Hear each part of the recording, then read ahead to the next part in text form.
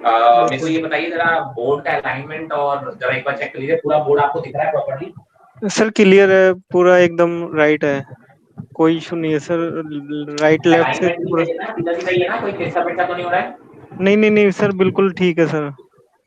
Okay okay, thank you. तो ये बच्चे और आ गए कि अभी आने वाले हैं कुछ और सब करना है? सर बच्चे ऑलमोस्ट आ ही रहे हैं सर। अच्छा, चलिए स्टार्ट ठीक है, कर सकते हैं ओके सर आप।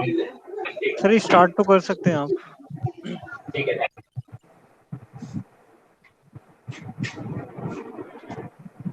Good morning everyone. कुछ good morning sir. Good morning sir. कुछ नए लोग भी हैं क्या इस क्लास में, या लास्ट क्लास में अटेंड कर रखी है इन्होंने? ऐसे ऐसे लोग जिन्होंने नहीं अटेंड कर रखी है? सब मेरी मिस हो गई थी। कोई नया बच्चा है क्या? प्लीज मेरे को अपना नाम बताएं प्लीज। सर साजिद अंसारी, मेरी मिस हो गई थी लास्ट क्लास आपकी आवाज नहीं आ रही, एक एक करके। आपका जो आईडी लिख रखा है टॉयज फॉर काइंड्स, सर आपका नाम क्या है? आईडी वाला। नहीं नहीं बेटा, तुम्हारे बच्चे का नाम चाहिए ना मुझे, आईडी का नाम, आईडी का नाम तो मुझे दिख रहा है। सर सर मेरा नाम साजिद। आपका नाम? साजिद। साजिद। आज आपकी फिजिक्स की पहली क्लास है? Yes sir. Okay. Any new student? Sir मैं भी हूँ, श्याम श्याम कुमार। क्या नाम है बेटा? श्याम श्याम जी। सर मैं भी हूँ। आप लोग आवाज थोड़ा सा क्लियर बोला करें, क्यों यार मेरे को आपकी आवाज सुनाई देगी, थोड़ा अपना माउथ पीस पास लेके आकर बोला करें प्लीज। हेलो सर, मैं भी हूँ। क्या नाम है बच्चा आपका? Sir Aditi. Aditi. Yes sir. Hello sir, मैं भी हूँ। ओके, क्या नाम है बेटा आपका? Sir glad. Glady. Okay. Hello sir. Yes. अपेक्षा ठाकुर। अपेक्षा ठाकुर, आप भी नए स्टूडेंट हैं, चलिए अच्छी बात है। चलिए थोड़ा सा एक क्विक देख लेते हैं। पिछली क्लास में हमने डायमेंशंस पढ़ाया था, ठीक है, बहुत ही बेसिक सा टॉपिक होता है, मोस्टली लोगों को आता होगा डायमेंशंस निकालना, ठीक है। तो उसमें मैं जो कुछ डीपीपी दी थी, अगर उसमें किसी को डाउट है तो थोड़ा क्विकली पूछ ले, जो लास्ट क्लास में बच्चे थे। Anyone having doubt in DPPs of dimensions? No sir, नहीं है। कौन सा ये पार्ट सॉल्व किए हैं सारे?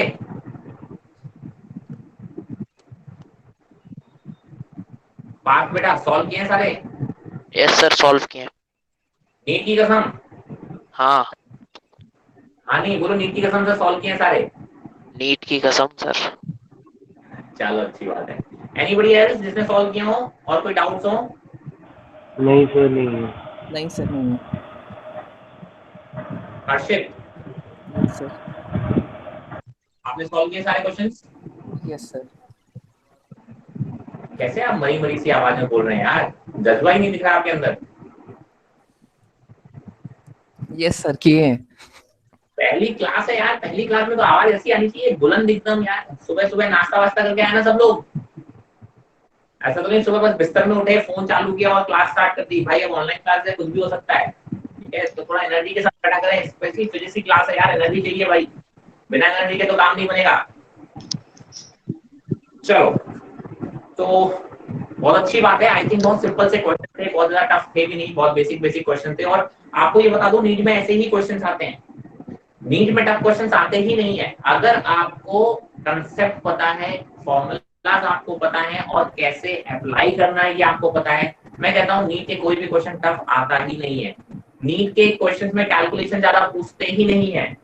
फिजिक्स बहुत इजी आने लगी है नीट में, और मैं बोलता हूँ 150 160 मार्क्स बहुत सारे बच्चे लेके आते हैं बड़े आराम से।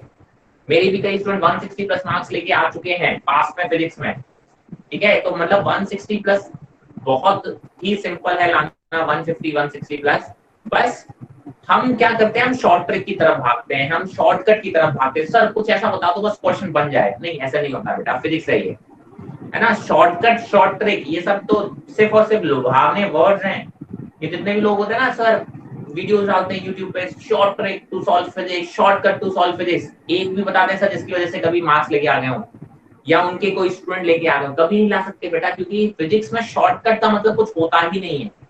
और आज के डेट में तो बिल्कुल भी नहीं, बिकॉज वो जमाने चले गए जब शॉर्टकट और शॉर्ट ट्रिक चला करते थे, ठीक है, क्योंकि तब डायरेक्ट फॉर्मूला बेस्ड क्वेश्चन आते थे। आज फॉर्मूला बेस्ड क्वेश्चन आने के बावजूद भी बहुत सिंपल और बहुत कंसेप्चुअल प्रॉब्लम आते हैं, वो फॉर्मूला में भी कुछ ना कुछ घुमा के पूछे आपसे, ठीक है। तो शॉर्टकट और शॉर्ट ट्रिक और आपने भागने की कोशिश की तो फिजिक्स आपको भगा देगी। और अगर आपने बेसिक बेसिक बस कंसेप्ट सीख लिए, थ्योरी भी अगर आपको बहुत अच्छे से आती है, थ्योरी के सारे इफ एंड बट भी अगर आपको अच्छे से आते हैं, मैं कहता हूँ 20 से 25 क्वेश्चन नीट के तो वैसे ही बन जाते हैं। अगर सिर्फ थ्योरी आपको बहुत अच्छे से आती है, थ्योरी के एग्जांपल्स आपने ढंग से कर रखे हैं, मैं कहता हूँ 20 से 25 क्वेश्चन तो मिनिमम आप वैसे ही नीट के क्वेश्चंस कर लोगे। 20-25 का मतलब समझ रहे हो आप, 100-120 मार्क्स के अराउंड आप वैसे ही कर लोगे अगर आपको थ्योरी अच्छे से आती है, आपको फॉर्मूलाज अप्लाई करना बहुत अच्छे से आता है, सिर्फ कंसेप्ट पढ़ना। मैंने कहा बहुत ज्यादा प्रैक्टिस में नहीं कर पाया, ठीक है, सिर्फ और सिर्फ मैंने थ्योरी पढ़ ली, थ्योरी के एग्जांपल जो खुद सॉल्व कर लिए, सॉल्यूशन एग्जांपल्स पढ़ नहीं लिए, खुद सॉल्व कर लिए और नीट के प्रीवियस ईयर क्वेश्चंस लगा लिए। अगर आपने इतना भी कर लिया है अच्छे से तो 100-120 मार्क्स तो फिजिक्स में कहीं गए ही नहीं है। अब आप सोचिए हम इतना भी नहीं कर पाते हैं, ठीक है, तभी मेरे मार्क्स 100 भी नहीं आ पा रहे नीट में। तो भैया फिजिक्स बहुत इजी है, अगर आप फिजिक्स को अच्छे से पढ़ोगे, प्यार से पढ़ोगे, कंसेप्ट से पढ़ोगे तो फिजिक्स बहुत अच्छी है। शॉर्टकट शॉर्ट ट्रिक इनके पीछे भागते रहोगे तो फिजिक्स आपको कभी नहीं पकड़ में आएगी, इस बात की भी गारंटी है, ठीक है। चलो तो आज हम एक नया सब टॉपिक स्टार्ट करेंगे, डायमेंशंस। हमने लास्ट क्लास में पढ़ा था डायमेंशन के किस टाइप के क्वेश्चंस आते हैं, वो भी हमने पढ़े थे। और मैं आपको बता दूं कि डायमेंशन से एवरी ईयर ऑलमोस्ट इस चैप्टर से जो क्वेश्चन आता है वो डायमेंशन से आ रहा है। अगर वो डायमेंशन से नहीं आता है तो अब एरर से क्वेश्चन आता है, ठीक है। अगर डायमेंशन से नहीं आता है तो एरर से आता है। तो आज हम बात करेंगे एरर्स की, एरर्स इन दी मेजरमेंट, ठीक है। उसका डायमेंशन से कोई लेना देना नहीं है, तो जिन्होंने लास्ट क्लास नहीं अटेंड किया उनके लिए भी ये फ्रेश है एकदम। तो इस चीज को बड़े आराम से आप इत्मीनान से रखिए। बाकी डायमेंशन निकालना आई होप सबसे बेसिक चीज होती है 11th की, तो मैक्सिमम लोगों को आती होगी, उसमें ज्यादा कोई दिक्कत होगी। तो आज हम बात करेंगे एरर्स की। What are errors, what is error. पहले तो एरर को हम समझते हैं। देखो कोई भी मेजरमेंट जो, हाँ जी बेटा बोलो। सर वो थोड़ा सा लेट ज्वाइन करा मैंने, मेरे को सिर्फ पूछना, वो डीपीपी डिस्कस हो गई थी, उसमें डाउट था। बोलो बेटा डाउट, टाइम से थोड़ा सा कर लिया करो। हाँ बोलो डाउट। सर उसमें क्वेश्चन नंबर 9 में है डाउट। 9 नंबर मत बोलो, क्वेश्चन बोलो बेटा। और अगर तुम्हारे पास फोन में ओपन है तो उसको स्क्रीन प्रेजेंट कर दो अपनी। सर वो ओपन कैसे करूं मैं, मतलब स्क्रीन हट जाएगा ना फिर आपका वीडियो। कोई बात नहीं बेटा, इसमें एक ऑप्शन होता है, खैर चलो आज की बात नहीं। आप अगर इसमें एक स्क्रीन प्रेजेंट का ऑप्शन होता है, ठीक है, आपकी जो दूसरा टैब ओपन करके आप उसको इसमें प्रेजेंट कर सकते हो, ठीक है, अपना क्वेश्चन दिखा सकते हो। आप क्वेश्चन बोल पाओगे? हाँ जी सर, हाँ जी। हाँ जी क्वेश्चन बोल दो तो। सर एक मिनट।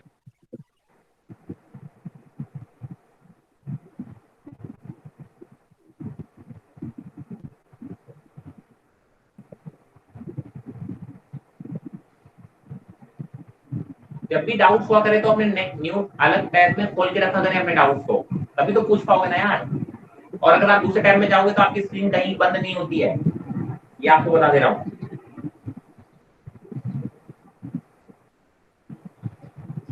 सर ये है 1 unified atomic mass unit represent a mass of magnitude.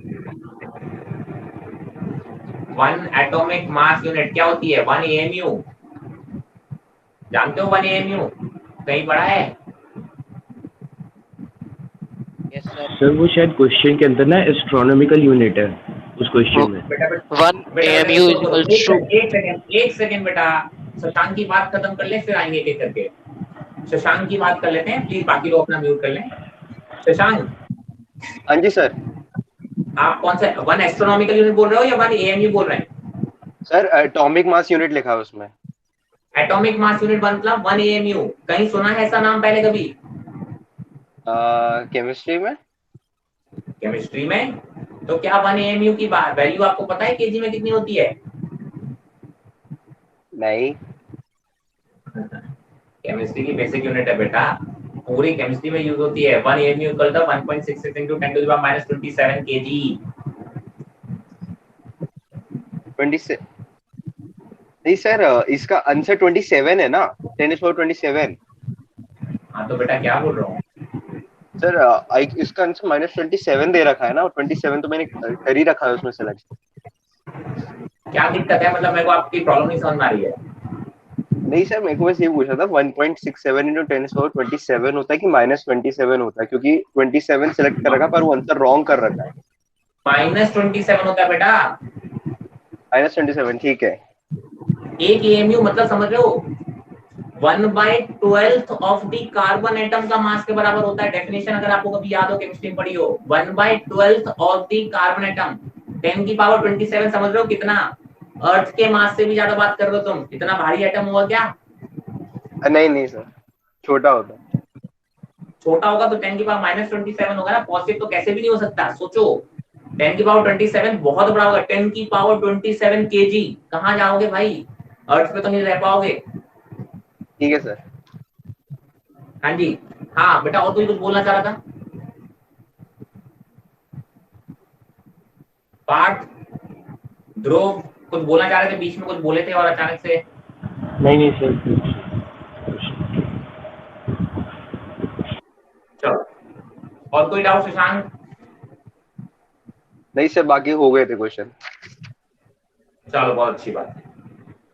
तो इस चैप्टर में, इस टॉपिक में हम बात करने वाले हैं एरर्स की। तो सबसे पहले एरर्स होता क्या है? देखो, जब भी आप कोई मेजरमेंट करते हो, ठीक है, मैंने कहा सर ये एक मार्कर है, इसकी लेंथ आप मेजर करके बता दो। आप मेजर करके बताओगे तो डेफिनेटली आप बोलोगे क्या एग्जैक्ट लेंथ बता पाओगे? नहीं, कुछ ना कुछ तो गड़बड़ आएगा ही आएगा। मैं एग्जैक्ट नहीं बता सकता क्योंकि मुझे मालूम है कि यार एग्जैक्ट बताने वाला डिवाइस तो कोई होता ही नहीं है। मैंने कहा फॉर एग्जांपल जरा सोचो, ये एक स्केल है, आई होप सबको विजिबल होगी ये स्केल। मैं काफी बड़ा बनाने की कोशिश कर रहा हूँ। ये स्केल की मार्किंग है 0 1 2 3 4 5 6 7 8 9 1 1 2 3 4 5 6 7 8 9 1। मान लो ये एक स्केल है आपकी, ठीक है। मैंने कहा सर ये मार्कर है। मार्कर की लेंथ को जब मैंने ड्रॉ किया यहाँ पे, तो मार्कर की लेंथ ये है, ठीक है। मुझे आप लोग बताओ, ये मार्कर की लेंथ जो है उसकी वैल्यू जरा बता दो। आपको दिख पा रहा हो तो बताओगे कि कितनी लेंथ आ रही है? 1.2 सेंटीमीटर रिप्रेजेंट कर रहा है। ये 0 centimetre, 1 centimetre, 2 centimetre. 1.2 centimetre, 1.2 2 centimetre. Centimetre. चलो, और कोई?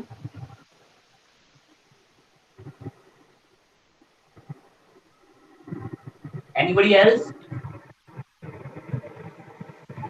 बाकी लोगों को दिख नहीं रही है या बाकी लोगों को मेजर करना नहीं आता? बेटा क्या बोलना चाह रहे हो? आपकी आवाज में कुछ साजिद, यस सर। क्या बोलना चाह रहे हो? 1 point I think, sir 1 1 point I point think 3 है, 3। 1.2 है। अरे बेटा, एक एक करके 1 पॉइंट। साजिद कितना बोल रहे हो? 3 1.3 सेंटीमीटर। Anybody else? 1.2 ही है सर। पार्थ भी बोला 1.2। और कोई? 1.19। 1.19? Yes sir. 1.19 बेटा, पहले तो बात करो। ये 19 नहीं करते इसको बेटा, ये डेसिमल के बाद 19। Sorry sir, 1.19। हाँ जी, 1.19 सेंटीमीटर। चलो, और कोई? Sir, 1.2 centimeter. 1.2 सेंटीमीटर। आपने अपना नाम क्या बताया था बेटा? Aditi. आदित्य। चलो, और कोई?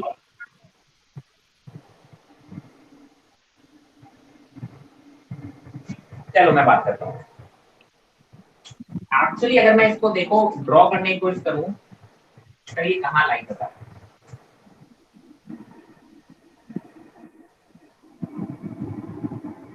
मतलब मुझे ये रीडिंग बतानी है। 1.2 सेंटीमीटर। कितने लोग बोलते हैं कि वो सही है?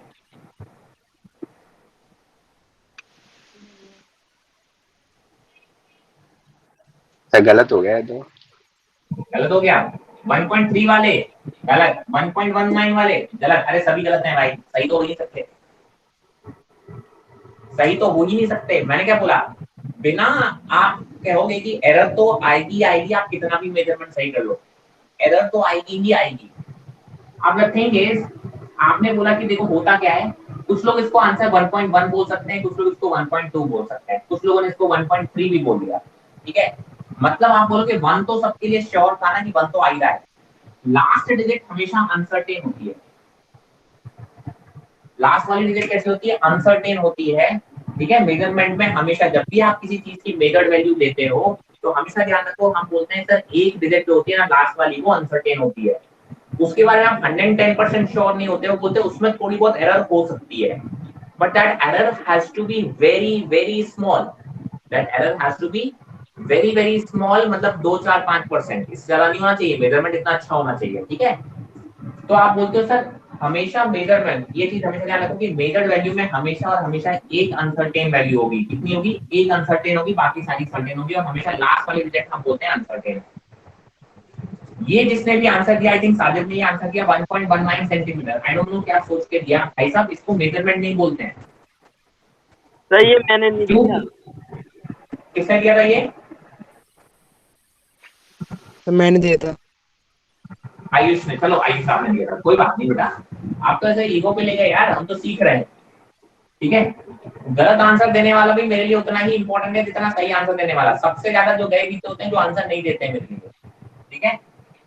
तो देखो पहली बात यार, एक बताओ, ये 1 हो सकता है, ये 2 हो सकता है, तुमने 19 कैसे मेजर कर सकते हो? स्केल में तो कहीं नंबर ही नहीं है ऐसा 19 करके। आप बोलते हो सर मैंने ऐसा मान लिया कि 2 से थोड़ा छोटा था इसलिए आपने 1.19 बोल दिया। अरे इसको मेजरमेंट नहीं बोलते, इसको तुक्का बोलते हैं। क्या बोलते हैं इसको?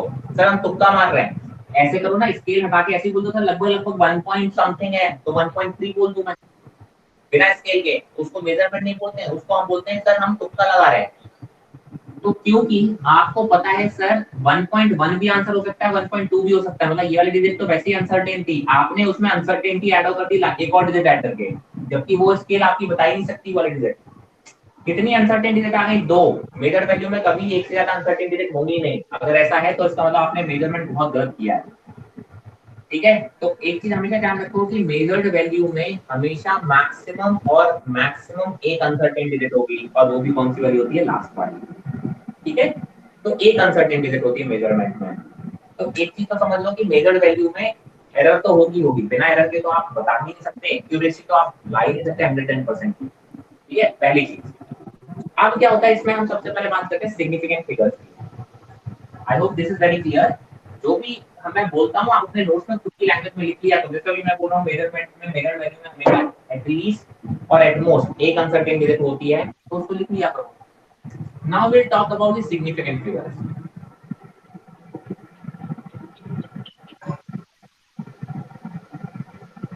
अब significant figures क्या होता है?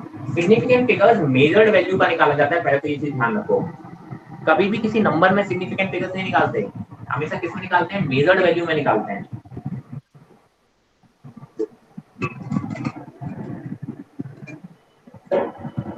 तो significant figures क्या कहते हैं?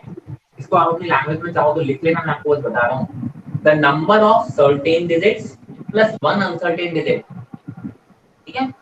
जितनी भी मेजर्ड वैल्यू में सर्टेन डिजिट्स होती हैं प्लस अनसर्टेन डिजिट होती हैं, वो सारी सिग्निफिकेंट डिजिट्स कहलाती हैं। समझ में आ रहा है? मेजर्ड वैल्यू अपनी लैंग्वेज में लिख लो इसको, जैसे मैं बोल रहा हूँ वैसे ही लिख लो कॉपी में। भाई तुम्हारे नोट्स हैं, तुम्हें रिवाइज करने हैं, तो अपनी लैंग्वेज में आप इंग्लिश, हिंदी, पंजाबी, गुजराती, मलयाली, जिसमें कंफर्टेबल है अपने नोट्स खुद लिख लिया करें। तो आप क्या बोलोगे? मेजर्ड वैल्यू में जो नंबर ऑफ कहते हैं ना, उसमें मेजर वैल्यू में कुछ सिग्निफिकेंट वो सर्टेन डिजिट्स होंगी, कुछ अनसर्टेन डिजिट होगी, एक अनसर्टेन होगी। तो सर्टेन प्लस अनसर्टेन जितनी भी डिजिट्स होंगी उनको हम बोलते हैं सिग्निफिकेंट फिगर्स, और उनका जो नंबर आता है कितनी सिग्निफिकेंट फिगर्स हैं उनको हम बोलते हैं नंबर ऑफ सिग्निफिकेंट फिगर्स। और ये केवल मेजर्ड वैल्यू की बात करते हैं सिग्निफिकेंट फिगर्स, है ना। किसी भी रैंडम नंबर में उठा के हम सिग्निफिकेंट फिगर्स की बात नहीं करते, हम बात करते हैं मेजर्ड वैल्यू में सिग्निफिकेंट फिगर्स कितनी है। मैंने कहा फॉर एग्जांपल मैंने ये बोला कि सर ये जो वैल्यू है 2.050 सेंटीमीटर, आप बोलते हैं इसमें ये लास्ट वाली जो डिजिट होगी वो इनसिग्निफिकेंट, वो आप बोलते हैं अनसर्टेन होगी, बाकी तो सारी सर्टेन होगी। मतलब बाद वाली लास्ट वाली में आप 5-1 भी कर सकते हो, आ सकती है, किसी का रिजल्ट 5-1 भी हो सकता है। तो यहाँ पे देखो 1 2 3 ये सर्टेन डिजिट थी और ये एक अनसर्टेन डिजिट थी, तो आप बोलते हैं टोटल कितनी डिजिट थी 4, तो आप बोलोगे नंबर ऑफ सिग्निफिकेंट फिगर्स कितने आ गए 4।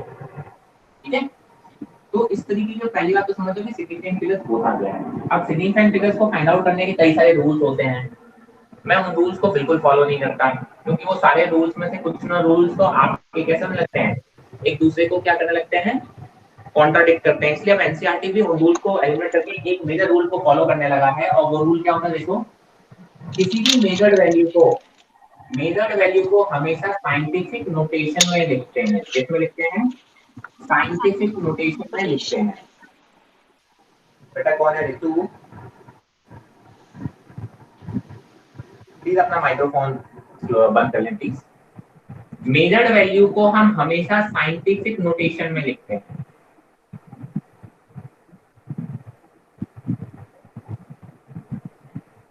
कोई भी मेजर वैल्यू उठा के रख लो, आप लोग उसको किसमें लिखोगे? साइंटिफिक नोटेशन में। मैं कैसे चला देखो, इसी की बात कर लेते हैं। इसको आप कैसे लिखोगे? Sir that is equal to 2.050 into 10 की पावर 0 सेंटीमीटर, या फिर इसको ऐसे भी लिख सकते हो 2.050 into 10 to the power -2 metre, या फिर इसको ऐसे लिख सकते हो 2.050 into 10 to the power -5 kilometre. ठीक है, आप बोलोगे सर ये होता है साइंटिफिक नोटेशन। क्या होता है? एक नंबर आता है, ये नंबर हमेशा 1 से 10 के बीच का होता है, इनटू 10 की पावर समथिंग। मतलब ये डेसिमल से पहले की जो वैल्यू होगी वो 1 होगी या 9 होगी, इसके बीच का होगा। ना वो 0 हो सकती है, ना 2 डिजिट हो सकती है। ये जो डेसिमल के इधर वाला है, और बाकी यहाँ डेसिमल के बाद जो भी प्लेसेस आएंगे वो एज इट इज रहेंगे। ठीक है, तो आप बोलोगे 10 की पावर सिग्निफिकेंट फिगर्स में कोई रोल प्ले नहीं करती है। जब आपने साइंटिफिक नोटेशन में एक बार अपनी वैल्यू को लिख लिया, तो आप बोलते हो यहाँ पे काउंट कर लो कितने सिग्निफिकेंट फिगर्स हैं। जितने भी सिग्निफिकेंट फिगर्स हो, मैंने कितने इसमें? सर 4। सर इसमें अरे सेम ही तो है सर 4। अरे सर ये सेम ही तो है। अरे तीनों एक ही चीज की बात कर रहे हो, तीनों एक ही मेजर्ड वैल्यू को सिर्फ आपने क्या किया, एक को सेंटीमीटर में लिख दिया, एक को मीटर में लिख दिया, एक को किलोमीटर में लिख दिया। मेजर्ड वैल्यू तो सेम है ना, तो क्या उसमें सर्टेन और अनसर्टेन अलग अलग हो जाएंगी? क्या उसमें सिग्निफिकेंट फिगर्स अलग अलग हो जाएंगी? क्या नहीं होंगी। तो सबसे पहला तो रूल यही होता है कि sir change of system of units do not change the number of significant figures. लिख लो इसको अपनी लैंग्वेज में, the change of system of units do not change the number of significant figures. अगर हम सेंटीमीटर में मेजर कर रहे हैं, वही चीज को हम मीटर में लिख दें या उसी चीज को हम किलोमीटर में लिख दें, आप बोलोगे जो मेजर वैल्यू में सिग्निफिकेंट फिगर्स हैं वो चेंज नहीं होगी। ठीक है, चलो अच्छी बात है, एक तो ये रूल हो गया। दूसरा आप क्या बोलोगे कि सर साइंटिफिक नोटेशन में रिप्रेजेंट करने के बाद इन 10 की पावर का कोई रोल नहीं होता। किसमें? नंबर ऑफ सिग्निफिकेंट फिगर्स में। आपने इस वैल्यू को इसमें देख लिया, जितनी भी सिग्निफिकेंट फिगर्स आएंगी बस वही आपकी नंबर ऑफ सिग्निफिकेंट फिगर्स कहलाएंगी। साइंटिफिक नोटेशन में फिर से ध्यान रखो, मैं बार-बार इसी को बोल रहा हूँ, ये वैल्यू जो होती है डेसिमल के इधर वो 1 से 9 के बीच में लाई करती है, 1 to 9। बाकी चीजें डेसिमल के इधर होती हैं। ये चीज 1 से छोटी नहीं हो सकती, इस चीज को भी ध्यान रखेंगे। हमेशा ऐसे अरेंज करेंगे कि मैंने कहा चलो देख लेते हैं कैसे। और भी एग्जांपल लेते हैं। मैंने कहा 3.62 kgA। आप बोलोगे सर इसमें कितनी सिग्निफिकेंट फिगर्स हैं? बोलोगे सर ये एक अनसर्टेन होगा 1 2 3, तो कितनी होगी 3। इसको आप ग्राम में लिखोगे तो आप कैसे लिख सकते हो? 3.62। अगर वैसे कन्वर्ट करोगे तो आप कुछ लोग इसको ऐसे मल्टीप्लाई कर देंगे, सॉरी 1000 से मल्टीप्लाई कर देंगे तो इसको पता कैसे लिख देंगे? 3620 ग्राम। कुछ लोग इसको ऐसे लिख देंगे सर ये 3620 ग्राम है। अब अगर मैं ऐसे लिखूंगा, ठीक है, कुछ लोग जो सिग्निफिकेंट फिगर्स के रूल्स फॉलो करते होंगे, जिन्होंने पुराने पढ़ रखे होंगे, उनके हिसाब से इसमें सिग्निफिकेंट फिगर्स कितनी हो जाएंगी? 4 हो जाएंगी। मैं कहता हूँ सर ये 3 थी, ये 4 हो गए, सेम वैल्यू में कभी भी चेंज नहीं हो सकता। मतलब आपने कहीं ना कहीं गलती कर दी है। तो कभी भी ध्यान रखना, मैंने कहा सर सबसे बड़ी मिस्टेक ये कर दी, हमने इसको सिग्निफिकेंट फिगर्स में नहीं लिखा। ठीक है, तो सॉरी साइंटिफिक नोटेशन में नहीं लिखा, साइंटिफिक नोटेशन में ही मेजर वैल्यू को लिखें हमेशा। ठीक है, जिन लोगों को लग रहा होगा सर पता नहीं क्या पढ़ा रहे हो, मैंने तो वो 4 रूल्स पढ़े हैं, उन रूल्स के अकॉर्डिंग चलना है। मैं अगर मैं उन रूल्स के अकॉर्डिंग चलूंगा तो देखो इसमें आप निकालोगे 3 सिग्निफिकेंट फिगर्स और सेम चीज को मैं ग्राम में कन्वर्ट करूंगा तो ऐसे लिखूंगा, और जब आप ऐसे लिखोगे तो आप बोलोगे इसमें सिग्निफिकेंट फिगर्स आपकी कितनी हो जानी चाहिए, 4 हो जानी चाहिए। ठीक है, तो जो कि गलत है, ऐसा नहीं पॉसिबल है। ठीक है, तो हम क्या करेंगे, इसको लिखने का तरीका क्या होगा, आप इसको ऐसे लिखोगे 3 × 10⁻0 kg, या फिर आप इसको ऐसे लिखोगे 3.62 × 10⁻3। अब देखो यहाँ पे सिग्निफिकेंट फिगर्स में कोई भी चेंज नहीं आया है, दोनों ही आंसर में सिग्निफिकेंट फिगर्स की वैल्यू कितनी बताओगे आप, 3। ठीक है, तो साइंटिफिक नोटेशन में आप हमेशा वैल्यू को लिखेंगे और आप क्या बोलेंगे, आप उसमें सिग्निफिकेंट फिगर्स टाइप कर सकते हैं। दूसरा बोलेंगे सिस्टम ऑफ यूनिट्स अगर चेंज होगा तो साइंटिफिक सिग्निफिकेंट फिगर्स में कोई भी चेंज नहीं आएगा। तीसरा pure numbers, pure numbers have infinite number of significant figures. Pure numbers मतलब क्या हो गया, 2, 5, 8, कोई भी नंबर है ना उसमें सिग्निफिकेंट फिगर्स कितनी होंगी, इनफाइनाइट होंगी। कितनी होगी, इनफाइनाइट। फॉर एग्जांपल मैंने कहा था जरा देखो कि किसी क्लासरूम में स्टूडेंट की संख्या है 10, अब वो 10 होगी ना यार, 10.1 नहीं हो सकती, 10.2 नहीं हो सकती, मतलब मैं उसको 10.0 कर दूं, 10.000 कर दूं, या 10.0000 कितने भी जीरो बढ़ा दूं, आया ना, आप बोलोगे वो वैल्यू 10 ही रहेगी, 10.01 नहीं हो सकती। नंबर है ना यार, नंबर को आप 0.01 नहीं बोल सकते ना यार, ऐसा तो नहीं हो सकता कि 10 स्टूडेंट नहीं है सर, 10.25 स्टूडेंट है, ऐसा हो सकता है कि क्लासरूम में। तो कभी भी किसी नंबर से मल्टीप्लाई करो, जैसे किसी वैल्यू को आपने मेजर वैल्यू उठाई और उसे 2 से मल्टीप्लाई कर रहे हो, तो जो 2 है जिससे मल्टीप्लाई कर रहे हो वो एक नंबर है, वो एक मेजर वैल्यू नहीं है, वो एक नंबर है।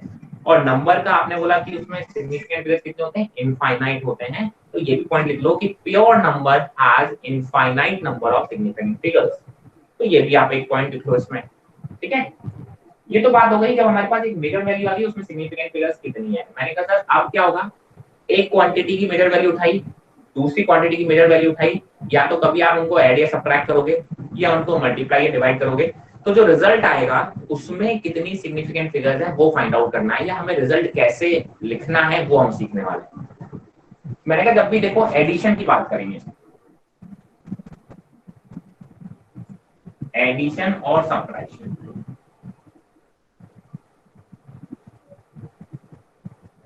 जब भी आप एडिशन करोगे, मैंने कहा मान लो 1.2 मीटर 2.10 मीटर, आपको इनको ऐड करना है, तो जो रिजल्ट आएगा, रिजल्ट कैसे लिखोगे सर, 0, 2 और ये 3, ये आ गया रिजल्ट। अब रिजल्ट ये लिखने का तरीका सही नहीं है, this is not the correct answer, क्योंकि आप बोलोगे सर ये इसमें ये अनसर्टेन है और इसमें ये अनसर्टेन है, तो ये यहाँ पे अनसर्टेन आ गई, अब ये सर्टेन और अनसर्टेन मिलके ये भी अनसर्टेन हो गई, आपके रिजल्ट में कितनी अनसर्टेन आ रही है, 2 अनसर्टेनिटी आ रही है, 2 अनसर्टेन डिजिट्स आ रही है, जो कि आपका गलत है। तो जब भी आप 2 मेजर्ड वैल्यूज को ऐड या सबट्रैक्ट कर रहे हो, फिर से लिख लो इसको अपनी लैंग्वेज में, जब भी whenever 2 quantities are being added or subtracted, the final result, जो आपका रिजल्ट आएगा, should retain the number of decimal places as are present in the original with the least decimal places। ये तो हो गई आपकी इंग्लिश में। मैं आपको अपनी नॉर्मल लैंग्वेज जो अपन बोलते हैं ना, अपन कंफर्टेबल जो हमें याद रहता है वो ये लैंग्वेज में रहता है कि सर जब भी हम 2 क्वांटिटीज को ऐड या सबट्रैक्ट करते हैं तो हमारा जो रिजल्ट आता है उस रिजल्ट में हम उतने डेसिमल प्लेसेस रखते हैं जितने की ओरिजिनल नंबर जो ऐड या सबट्रैक्ट हो रहे हैं उनमें से जिसके पास मिनिमम नंबर होंगे, मिनिमम डेसिमल प्लेसेस होंगे, उतने ही मेरे किसमें होने चाहिए, आंसर में होने चाहिए। जरा देखो यहाँ पे कितने डेसिमल प्लेसेस हैं, 2, यहाँ पे कितने डेसिमल प्लेसेस हैं, 1, मेरे रिजल्ट में कितने होने चाहिए थे, मिनिमम वाले के बराबर होने चाहिए, मतलब 1 के बराबर होना चाहिए। तो मैं जब आंसर लिखूंगा इसका तो my answer will be 3.2 metre, एक डेसिमल प्लेसेस के साथ ही लिखना है। तो फिर से बोल रहा हूं मैं, जब भी आप 2 क्वांटिटीज को ऐड या सबट्रैक्ट करोगे तो जो रिजल्ट आएगा उस रिजल्ट में हमको उतने डेसिमल प्लेसेस तक आंसर रखना है जितना कि आपके जो ऐड या सबट्रैक्ट हो रही क्वांटिटी में से जिसके पास सबसे कम डेसिमल प्लेसेस हैं उसके बराबर। यहाँ पे 3 थे, 2 थे, यहाँ पे 1 था, आपके फाइनल रिजल्ट में कितने डेसिमल प्लेसेस तक आना था, डेसिमल प्लेसेस की बात कर रहा हूँ, ठीक है। एडिशन और सब्ट्रैक्शन में ये वाला रूल फॉलो करना है। बोलते रहा करो, अगर आपको कोई डाउट है तो आप वही टोक दो यार। समझ में आया ये? अगर समझ में आ रहा है तो मुझे जरा आंसर बताना कितना आ रहा है। सर वो 3.3 इन्होंने चाहिए, 2 और 1 प्लस नहीं करेंगे? कौन पूछ रहा है बेटा? सर आपने ये जो चीज बताई इसमें पहले वाली फिगर में जो 2 है 1.2 वाला अनसर्टेन है और नीचे वाला 1 सर्टेन है, तो वो दोनों आपस में ऐड नहीं होंगे? सॉरी बाय मिस्टेक में, अच्छा इसकी बात कर रहा हूँ। 3.3 माय मिस्टेक, क्लियर? तो 2 + 1 3, या गलती से वो 2 रह गया था, क्लियर? तो ये आपका आंसर ऐसा रहेगा। चलो मैंने कहा अगर आपने ये चीज समझ में आ गई तो मुझे जरा इसका आंसर बताओ।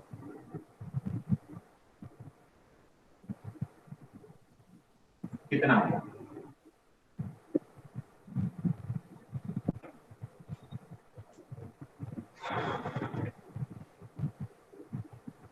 16.64 16.64 16.64 करेक्ट। आप बोलोगे 4 से 16, राइट? आपने बोला यहाँ पे देखो 3 डेसिमल है, यहाँ पे 2 डेसिमल है, यहाँ पे 3 है, तो आपको इस वाले को क्या करना पड़ेगा? एलिमिनेट करना पड़ेगा। तो करेक्ट आंसर है 16.64 ग्राम। यूनिट के साथ आंसर किया करो हमेशा। अब ये चीज ध्यान रखना, ये जो लास्ट डिजिट है इसे उड़ा नहीं देते हैं, इसको राउंड ऑफ करते हैं। राउंड ऑफ के कुछ रूल्स होते हैं जो कि अभी थोड़ी देर में देखेंगे। ऐसा नहीं कि 3 है तो हटा दो सीधा, कुछ राउंड ऑफ के रूल्स होते हैं, ठीक है? वो क्या रूल्स होते हैं वो भी अपन देखेंगे। तो ये तो हो गया एडिशन सब्ट्रैक्शन का। अब मल्टीप्लिकेशन डिवीजन का। मैंने कहा जब भी आप दो क्वांटिटीज को, दो मेजर्ड वैल्यूज को मल्टीप्लाई करोगे या डिवाइड करोगे, ठीक है, मल्टीप्लिकेशन या डिवीजन करोगे आप, तो जो रिजल्ट आएगा, मैं फॉर एग्जांपल सिंपल लेते हैं। मैंने कहा क्वांटिटी हो गई आपकी 4.20, दूसरी क्वांटिटी हो गई आपकी 2.1, ठीक है? जब आप इनको मल्टीप्लाई डिवाइड करो, तो मान लीजिए कि आपने डिवाइड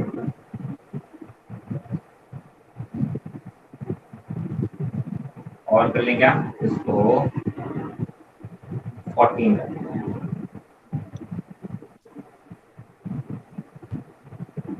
14.21 4.20 और यहाँ पे लिख देते हैं 2.10।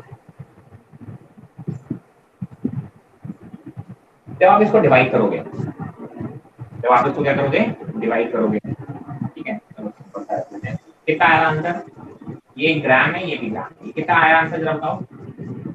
ये जो आंसर आता है लगभग लगभग कितना है? 2.0 कितना? 2.0 क्लियर है? 4.20 2.1 इसको अगर डिवाइड करोगे तो कितना आ रहा है? ये 2.00। किसी कोई डाउट? अब आपने बोला इसमें आंसर मुझे क्या लिखना है? ये आंसर नहीं लिखूंगा मैं इस बार। मैं आंसर कितना लिखूंगा? मैं आंसर लिखूंगा इसमें 10 2.0। अब ये तो इत्तेफाक हो गया, कोइंसिडेंस हो गया कि इसमें जो डेसिमल प्लेसेस जिसके मिनिमम थे उसी के बराबर इसमें डेसिमल प्लेस मेरे आंसर में आ गया। बट यहाँ पे ये रूल ये नहीं है। एडिशन और सब्ट्रैक्शन में जब भी हम बात करेंगे तो हमारे आंसर में उतने डेसिमल प्लेसेस होने चाहिए जितने मिनिमम वाले क्वांटिटी के पास थे। बट मल्टीप्लिकेशन और डिवीजन में हम डेसिमल प्लेसेस नहीं देखते हैं। मल्टीपल और अगर मल्टीप्लिकेशन कर रहे हैं, डिवीजन कर रहे हैं, तो जो क्वांटिटी हमारा फाइनल रिजल्ट आएगा that must have the least number of significant figures. ध्यान रखेंगे, हमारा जो रिजल्ट आएगा उसमें उतनी ही सिग्निफिकेंट फिगर्स होनी चाहिए जितनी जो क्वांटिटी मल्टीप्लाई या डिवाइड कर रही है उसमें जिसके पास सबसे कम सिग्निफिकेंट फिगर्स हैं उसके बराबर, ठीक है? मैंने कहा फॉर एग्जांपल यहाँ की बात कर लो, यहाँ पे देखो इसके पास कितनी सिग्निफिकेंट फिगर्स हैं। आप लिखोगे 1 2 3, इसको अगर आप एसआई यूनिट में वो साइंटिफिक नोटेशन में लिखोगे तो कितनी आएगी? 3, और इसकी कितनी आएगी? 2। इसमें सिग्निफिकेंट फिगर्स कितनी है? 3, इसमें कितनी है? 2। आपके आंसर में कितनी आ रही है? 1 2 3। ठीक है, आपके आंसर में कितनी आ रही है 1 2 3। आप बोलोगे सर मुझे 3 नहीं 2 सिग्निफिकेंट फिगर्स में आंसर रखना है, इसलिए मैं लास्ट वाले डिजिट को क्या करूंगा एलिमिनेट करूंगा और मेरा आंसर आएगा 2.0। I hope this is very clear. अगर ऐसा है सर इसे 10 की पावर क्या होगा बेटा? सर इसे 10 की पावर में नहीं लेके काट सकते, फिर दोनों में दोनों बात सिग्निफिकेंट फिर से बोलो, जोर से आवाज नहीं आ रही। सर हमने जो ऊपर वाले का 0 लिया उसे 10 की पावर में नहीं कर सकते, तो फिर दोनों के सिग्निफिकेंट 2 आ रहे हैं। तो 10 की पावर में लिखोगे तो 10 की पावर तो सिग्निफिकेंट फिगर्स में कोई रोल ही नहीं होता ना, आप इसको कैसे लिखोगे? अरे बेटा ऐसे तो लिखोगे 4.20 इनकी 10 की पावर 0 ग्राम, इसको लिखोगे 2.1 into 10 की पावर 0 ग्राम। आंसर एक सेकंड बेटा, आप इसको जब आंसर लिखोगे तो 2.00 into 10 की पावर 0 लिखोगे। ठीक है, आप क्या कहना चाहते हो बेटा? अब मैं इसको कैसे लिख दूं?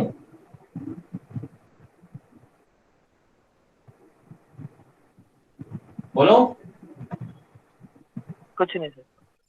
नहीं सर मैं ये बेटा, सर ऊपर वाला जो 0 है ना 4 वाला 0 वो उसमें आ जाता 10 की पावर में, तो फिर वो काउंट थोड़ा ना होता सिग्निफिकेंट में।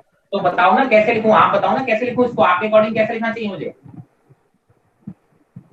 सब 4.2 हाँ जी 2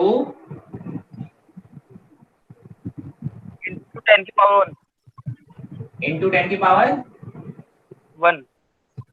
1। क्या ये दोनों चीजें सेम है?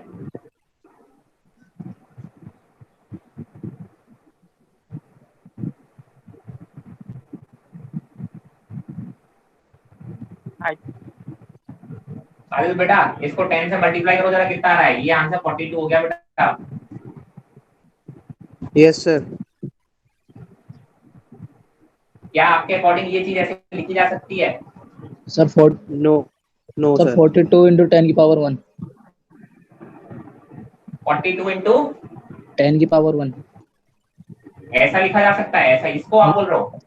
माइनस नो सर तो सर ये माइनस पता 1 कितना हो गया? 420 हो गया बेटा। इसको 10 से मल्टीप्लाई करो तो ये 420 हो गया। सर 4.20 थोड़ी ना हुआ यार।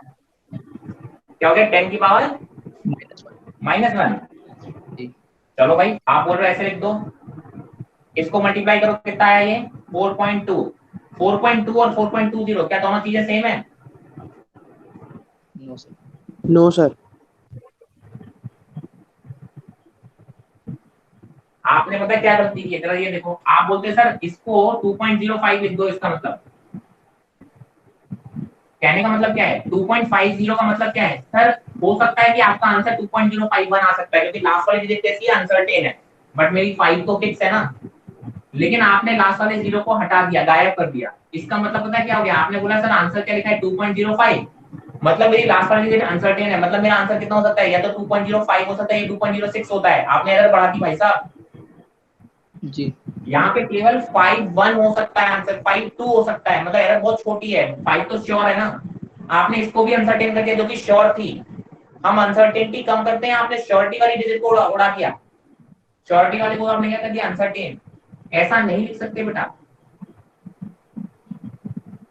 ठीक है, ये लास्ट के 0 को ऐसे आंख बंद करके नहीं उड़ाते बेटा, मेजरमेंट में बहुत बड़ा रोल प्ले करते हैं ये। इसका मतलब है कि आप जैसे ये एग्जांपल मैंने कहा 1.2 सेंटीमीटर है, ठीक है। इसका मतलब क्या हुआ कि सर आप 1.2 सेंटीमीटर मेजर कर सकते हो, स्केल पे बड़े आराम से कर सकते हो। बट अगर मैं लास्ट डिजिट हटा दूं, केवल इतना लिखूं, या फिर ये मेरा आंसर आएगा 1.0 सेंटीमीटर, मान लो स्केल पे 1.0 सेंटीमीटर का मतलब है कि सर 1.0 भी मेजर कर सकते हो आप, 1.1 भी मेजर कर सकते हो, 1.2 भी कर सकते हो ना एक स्केल पे मेजर। तभी तो आप आंसर 1.0 बोल रहे हो। 1.1 भी हो सकता था इसका आंसर सर, लेकिन अगर आपने 0 हटा दिया, सिर्फ 1 सेंटीमीटर आंसर दिया, इसका मतलब पता क्या हुआ? इसका मतलब या तो आप आंसर 1 सेंटीमीटर बता सकते हो या 2 सेंटीमीटर बता सकते हो। इनके बीच की कोई वैल्यूज आप अपनी स्केल से मेजर नहीं कर सकते, ऐसा है क्या? Yes sir. अरे क्या ये सर? No, sir. अपनी स्केल में क्या 1 सेंटीमीटर का सीधा 2 सेंटीमीटर मेजर कर सकते हो क्या? नो सर 1 पॉइंट समथिंग भी मेजर कर सकते हो ना। जी। तो इस डिजिट का बहुत बड़ा रोल है। आपने अगर ये डिजिट हटा दी ना गलती से लास्ट वाली, इसका मतलब समझ रहे हो आप कि आपने अपनी स्केल ही चेंज कर दी जिससे आपने मेजरमेंट किया है। यार मेजर करने के बाद स्केल तो ना चेंज होगी। तो ऐसे कोई भी डिजिट लास्ट वाले नहीं हटा देते हैं। मेजर वैल्यू ये है, मेजर वैल्यू ये। जब हमने इनका मल्टीप्लिकेशन डिवीजन किया तो हमें मालूम है कि हमने अनसर्टेनिटी कम करने के लिए कुछ राउंड ऑफ किए फिगर्स। क्या किए? राउंड ऑफ किए। तो आंसर ये ऐसा लिखा है मैंने, क्योंकि मुझे मालूम है मेरी 2 अनसर्टेन डिजिट्स आ रही थी, तो मैंने एक को कम किया। आपने एक ही अनसर्टेन डिजिट आ रही है, आप उसको हटा नहीं सकते। इसका मतलब आपने क्या किया, जो बगल वाली सर्टेन थी उसको अनसर्टेन कर दिया, तो आपकी वैल्यू गलत हो जाएंगी। ऐसे मत गायब कर देना बेटा। सर ऐसे तो लिख ही सकते हैं 420 into 10 की पावर -2 420 into 10 की पावर -2। साइंटिफिक नोटेशन का मतलब समझे बेटा अभी तक? साइंटिफिक नोटेशन में क्या बोला था? ये क्वांटिटी 1 से 9 के बीच में लाई करेगी। आपने 420 बना दिया उसको, पॉसिबल है? अच्छा नहीं। आप लिख सकते हो, लिखने में आप गलती कहीं नहीं कर रहे हो, बट अगर आप बोल रहे हो कि नहीं सर वो साइंटिफिक नोटेशन में ऐसे लिख सकते हो तो वो गलत है।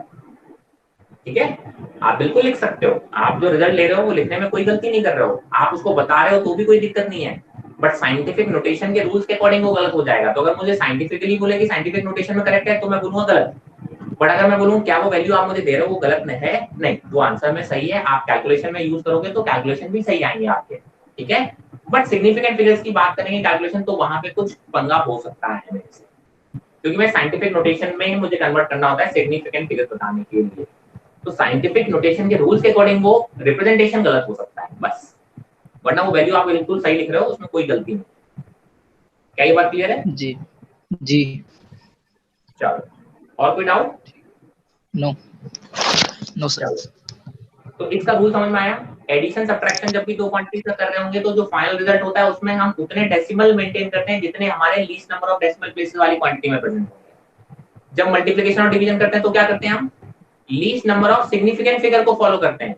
हमारे आंसर में उतने सिग्निफिकेंट फिगर्स होने चाहिए जितने दोनों मल्टीप्लिकेशन डिवीजन होने वाले जो क्वांटिटीज हैं उनमें सबसे कम सिग्निफिकेंट फिगर्स वाली जो क्वांटिटी होगी उतने। ठीक है, मैंने अगर ये चीज समझ में आ गया तो बताना। डिस्टेंस की वैल्यू दे रखी है 4.11 सेंटीमीटर या मीटर ले लो। टाइम की वैल्यू दे रखी है 1.2 सेकंड। जरा स्पीड बताओ कितनी होगी?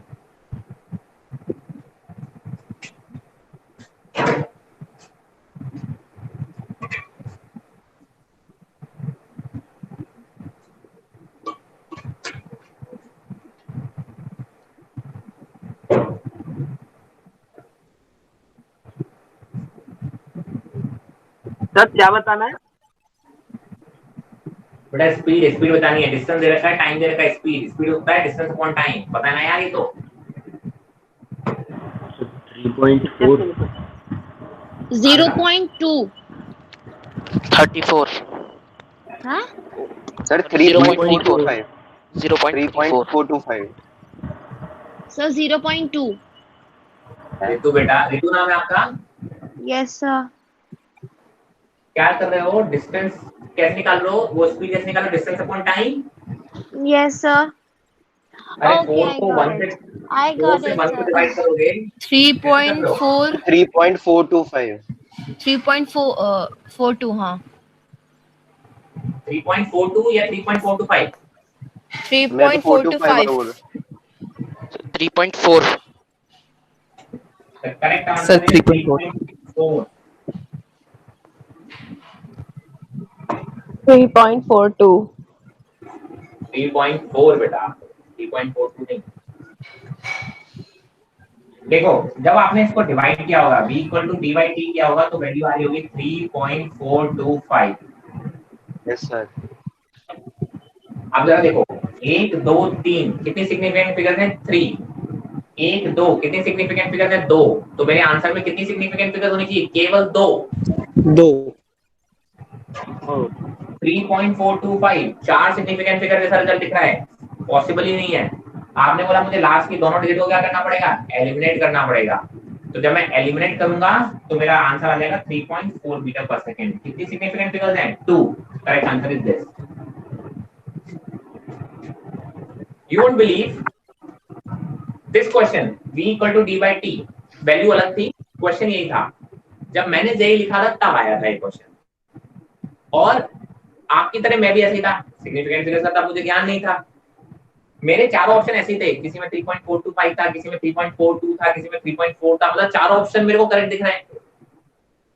समझ आ रहा है? क्योंकि चारों ऑप्शन ऐसे ही हैं, 3.425, 3.42, 3.4, 3 पॉइंट समथिंग।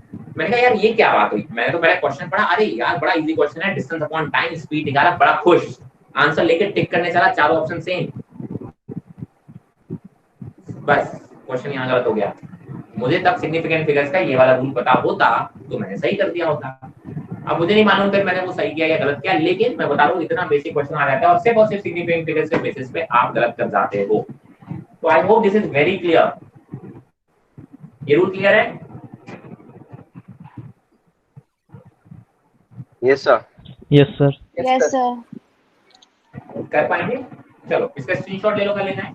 नोट्स अपने खुद बनाते जाएं, स्क्रीनशॉट लेके आप थोड़ा सा आपके रेफरेंस से रहेंगे, फिर अपने नोट्स में लिख लिया करें इंपॉर्टेंट पॉइंट।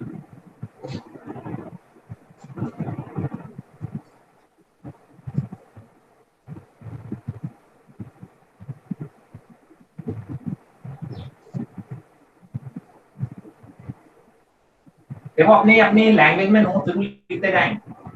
क्रैश कोर्स है, हर चीज मैं डिक्टेट नहीं कर पाऊंगा क्योंकि आपको पता है यार हमें 60 डेज में फिनिश भी करना है ना? तो इसीलिए जो जो चीजें मैं बोल रहा हूँ तुरंत की तुरंत अपनी लैंग्वेज में लिखते चले जाओ। हाँ सर ने ये बोला, लिख लो, दूसरा पेन कलर यूज करो, दूसरा पॉइंट लिख लो, इंपॉर्टेंट पॉइंट लिखते जाओ, बस वही रिवीजन करना है। अगर आपने अच्छे नोट्स बना लिए और रिवाइज कर लिया ना, by the end of the जो भी आपके 60 डेज हैं, मैं कह रहा हूँ गारंटेड है बड़े अच्छे स्कोर करके आओगे। अगर नोट्स अच्छे हैं और नीट के प्रीवियस क्वेश्चंस और थोड़ी और प्रैक्टिस कर ली तो अच्छे स्कोर आएंगे। अब आप सिर्फ और सिर्फ अगर आप मुझे देखते रहो सुनते रहो तो फिर यार दिक्कत हो जाएगी। नोट्स तो आपको थोड़े अपने अपने मेंटेन करने पड़ेंगे। ऑल्दो आपको स्टडी मटेरियल मिला है उसमें सारी कुछ आपको ये सब लिखी है, बट मैं फिर भी कहूंगा शॉर्ट नोट्स आपके होने चाहिए, उतने ही फायदेमंद होंगे। वो बुकलेट आपको मिल रही होगी, स्टडी मटेरियल आप लोगों को जो आपके ऑनलाइन एप्लीकेशन है वो सब लोग एक्सेस करना स्टार्ट कर दिए होंगे। सर नहीं मिली, सर नहीं मिली, सर डाउनलोड नहीं होती। क्या नहीं होती बेटा? No sir, no sir, second class है। आपने मेरी लास्ट क्लास अटेंड की है ना? सॉरी सर, आपने मेरी लास्ट क्लास अटेंड की थी? हाँ जी सर। उसमें मैंने आपको एप्लीकेशन बताया था ई गाइड्स। ई गाइड्स आपने एक्सेस की? हाँ जी सर। उसमें क्या दिक्कत आई बेटा? सर मतलब डाउनलोड का जो ऑप्शन आता है डॉक्यूमेंट्स का, उस पर क्लिक करते हैं तो होता नहीं है सर डाउनलोड। अच्छा कोई बात नहीं बेटा, आप दूसरे फोन में ट्राई कर लो, क्योंकि वो डाउनलोड हो रहा है, मैंने खुद करके देखा हुआ है। ठीक है, तो इसका मतलब हो सकता है आपके फोन में कुछ इश्यू आ रहा हो, या कुछ एप्लीकेशन को एक बार अनइंस्टॉल करके दोबारा इंस्टॉल करके देख लो। और अगर कोई प्रॉब्लम आ रहा है तो क्या आपने किसी एडमिन वाले को, एकेडमिक्स वाले को आपने कोशिश की है कि सर मैं उसको प्रॉब्लम बताऊं अपनी? हाँ जी सर, हर्ष सर थे केल्विन के, पता नहीं, उनको मैसेज किया था एक बार। उनसे बात हो गई थी? सर उन्होंने अभी तक रिप्लाई नहीं दिया, मैसेज सीन करके। ओ, तो आपने मैसेज ड्रॉप कर दिया। वेरी गुड बेटा, बहुत सही जा रहे हो बेटा। तुम्हें अपनी प्रॉब्लम सॉल्व करानी है तो पीछे पड़ते हैं, हम मैसेज का रिप्लाई का वेट नहीं कर रहे हैं। सर 2 बार मैसेज कर चुका हूँ उनको। अरे तू 200 बार कर ले मैसेज भाई, समझ रहे ना? मैसेज का रिप्लाई कब करते हैं? जब हमने बहुत ऐसे लोगों को मैसेज कर दिया हो कि हम वेट कर रहे हैं, डेली फोन उठा के अरे मैसेज आएगा मैसेज आएगा मैसेज। जिंदगी में मैसेज नहीं आता बेटा। कॉल करो, कॉल करके बोलो सर ये प्रॉब्लम आ रही है, पीछे पड़ो। 2 बार किया भी था। आपका काम है ना। एक सेकंड मेरे को बताओ, डॉक्टर आपको बनना है कि वो हर सर बनेंगे? सर मुझे बनना है। मुझे बनना है। एफर्ट किसको पीछे पड़ना पड़ेगा, आपको कि वो हर सर को? मुझको।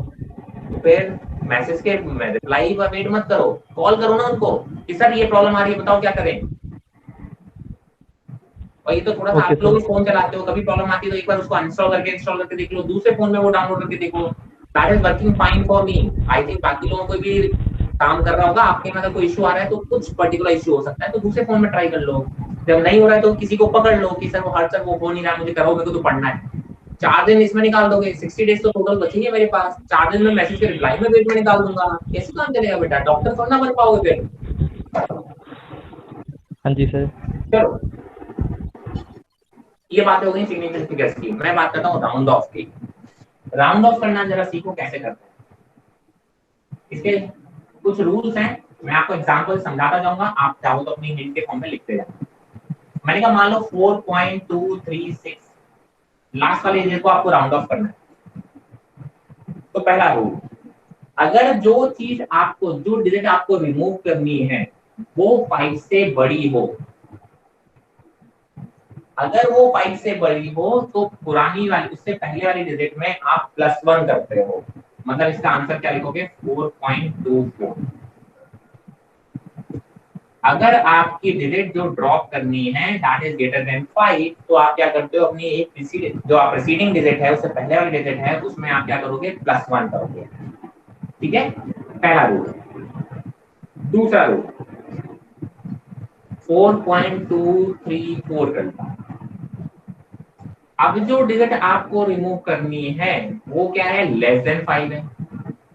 अगर वो 5 से छोटी है तो आप बोलते हो उसके पहले वाली डिजिट में कोई भी चेंज नहीं करते हैं, तो द आंसर इज 4.23। जो कि अभी तक हमने, आपने देखा होगा जितने भी हमने राउंड ऑफ किए थे, मैंने सारे एग्जांपल ऐसे लिए थे कि जो आपको एलिमिनेट करने वाली डिजिट होती थी वो 5 से छोटी हो। ठीक है, तो इसीलिए क्योंकि मुझे मालूम था कि आपको अभी राउंड ऑफ करना शायद सबको नहीं आता होगा।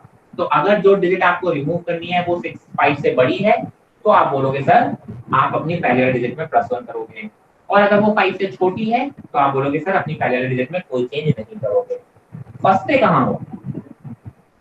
अगर वो एग्जैक्टली 5 है। अब जरा देखो, अगर जो डिजिट आपने रिमूव करनी हो वो एग्जैक्टली 5 है तो हमें तरीका क्या होता है? हमने कहा सर उससे पहली वाली डिजिट को देखते हैं, अगर वो ऑड है तो हम उसको +1 कर देंगे, मतलब 4.24 कर देंगे। और अगर वो ऑड नहीं है, इवन है, मैंने कहा 225 है, तो उसमें कोई भी छेड़खानी नहीं करेंगे, आंसर 4.22 ही लिख देंगे। अब ध्यान से सुनना, इसको क्या बोलते हैं? अगर जो डिजिट हमको रिमूव करनी है वो 5 से बड़ी है तो उससे पहले वाली डिजिट में +1 कर देंगे।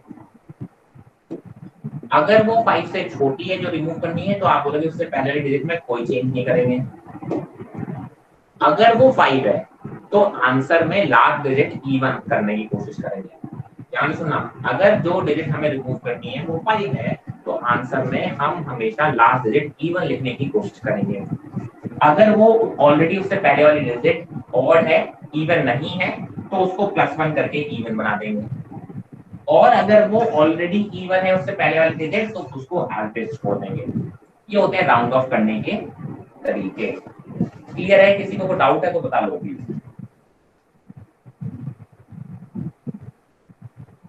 सबको क्लियर है? सर क्लियर है। हाँ साजिद कुछ बोलना चाह रहे हो? आपने और कर दिया, इवन बना दिया, हम जाके साजिद आपकी आवाज बहुत ब्रेक होके आ रही है, थोड़ा अपने आप को फोन के पास ले जाके धीमे धीमे बोलने की कोशिश करो क्योंकि आपकी आवाज बहुत ब्रेक होके आ रही है।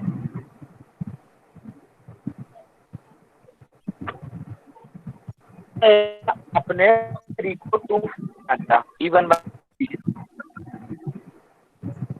Anybody who can listen to Sajid, जिसको साजिद की आवाज सुनाई दे रही है और क्वेश्चन समझ में आ रहा हो? मेरे को बिल्कुल साजिद की आवाज। नो सर, नो सर वो सर। शायद कह रहा है आपने 3 को इवन बना दिया, 2 नहीं बनाया, कुछ कहा शायद उसने। बेटा ये रूल्स हैं, रूल्स तो रूल्स होते हैं ना बेटा। मैं ये कह रहा आपने ये फोन कर दिया, हम फोन नहीं कर सकते, वो भी तो इवन है। क्लियर नहीं आ रही सर। सर वो ये कह रहे हैं कि आपने 4.235 में उसको 4.24 कर दिया तो उसको 4.22 नहीं कर सकते क्योंकि 2 भी तो इवन है। वो साजिद ये कह रहे हैं। 4.22 को क्या बोल दिया? नहीं सर ऊपर वाला जो पार्ट है नहीं मैं -1, अरे बेटा इधर देखो, मैं -1 नहीं करता, डिजिट को माइनस कभी नहीं करूंगा, मैं प्लस करूंगा हमेशा। माइनस तो कभी करना ही नहीं है। ये सोचो ना, कोई चीज सोचो, मैंने कहा सर 1.5 से अगर थोड़ा सा बड़ा करोगे तो आप उसे 2 बोल सकते हो ना, कि 1.5 से थोड़ा बड़ा है तो आप उसको 2 बोल सकते हो। लेकिन 1.5 को अगर कहेंगे 5 है, ये 5 को अगर हटा रहे तो उसको 1 नहीं बोलेंगे। हमने कहा सर ये चीज 5 से बड़ी है या 5 के बराबर है, तो हम उसको 1.5 को 2 बोल देंगे, 1.5 को 1 नहीं बोलेंगे। तुम्हारे मार्क्स में से मैं आधा काट दूं, अच्छा लगता है क्या तुमको? हाफ मार्क्स आता है, 4.5 मार्क्स आ रहा है 10 में से, तो बोलते हो सर मास्टर उसको 5 कर दे, कभी एक्सपेक्ट करते हो उसको 4 कर दे।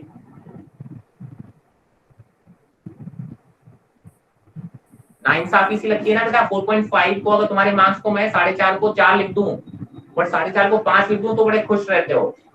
यस ये सर। वही वैसे ही सीन है, उसको हम घटा के कभी नहीं लिखेंगे, हमेशा बढ़ा के लिखते हैं।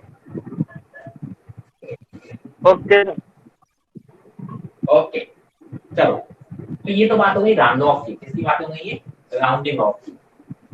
तो इसका भी स्क्रीनशॉट चाहो तो ले लो, फिर अपन बात करें प्रॉपर एरर।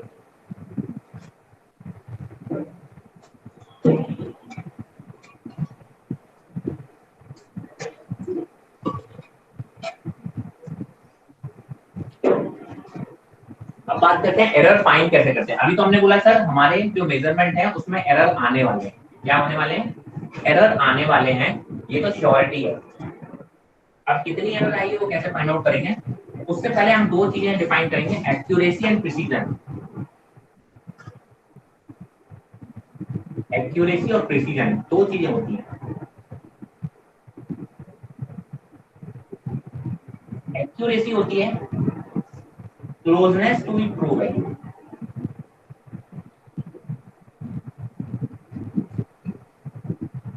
ठीक है, मैंने कहा मान लो कोई मेजर्ड वैल्यू है, वो किसी की लेंथ है 4.2 centimetre.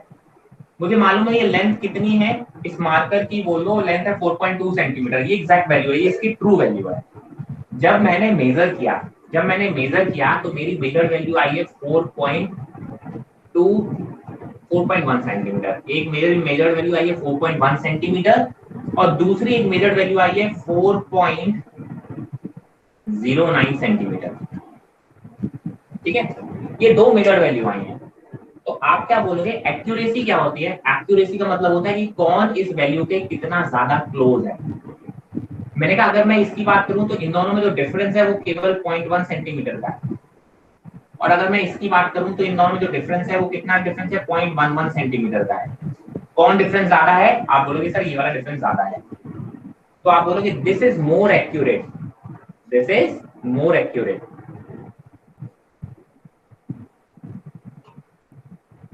This is more accurate but this is more precise.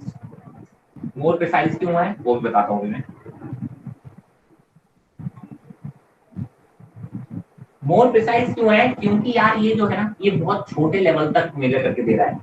आप क्या बोलोगे सर इसमें आंसर 4.1 हो सकता है या सीधा 4.2 हो सकता है ना?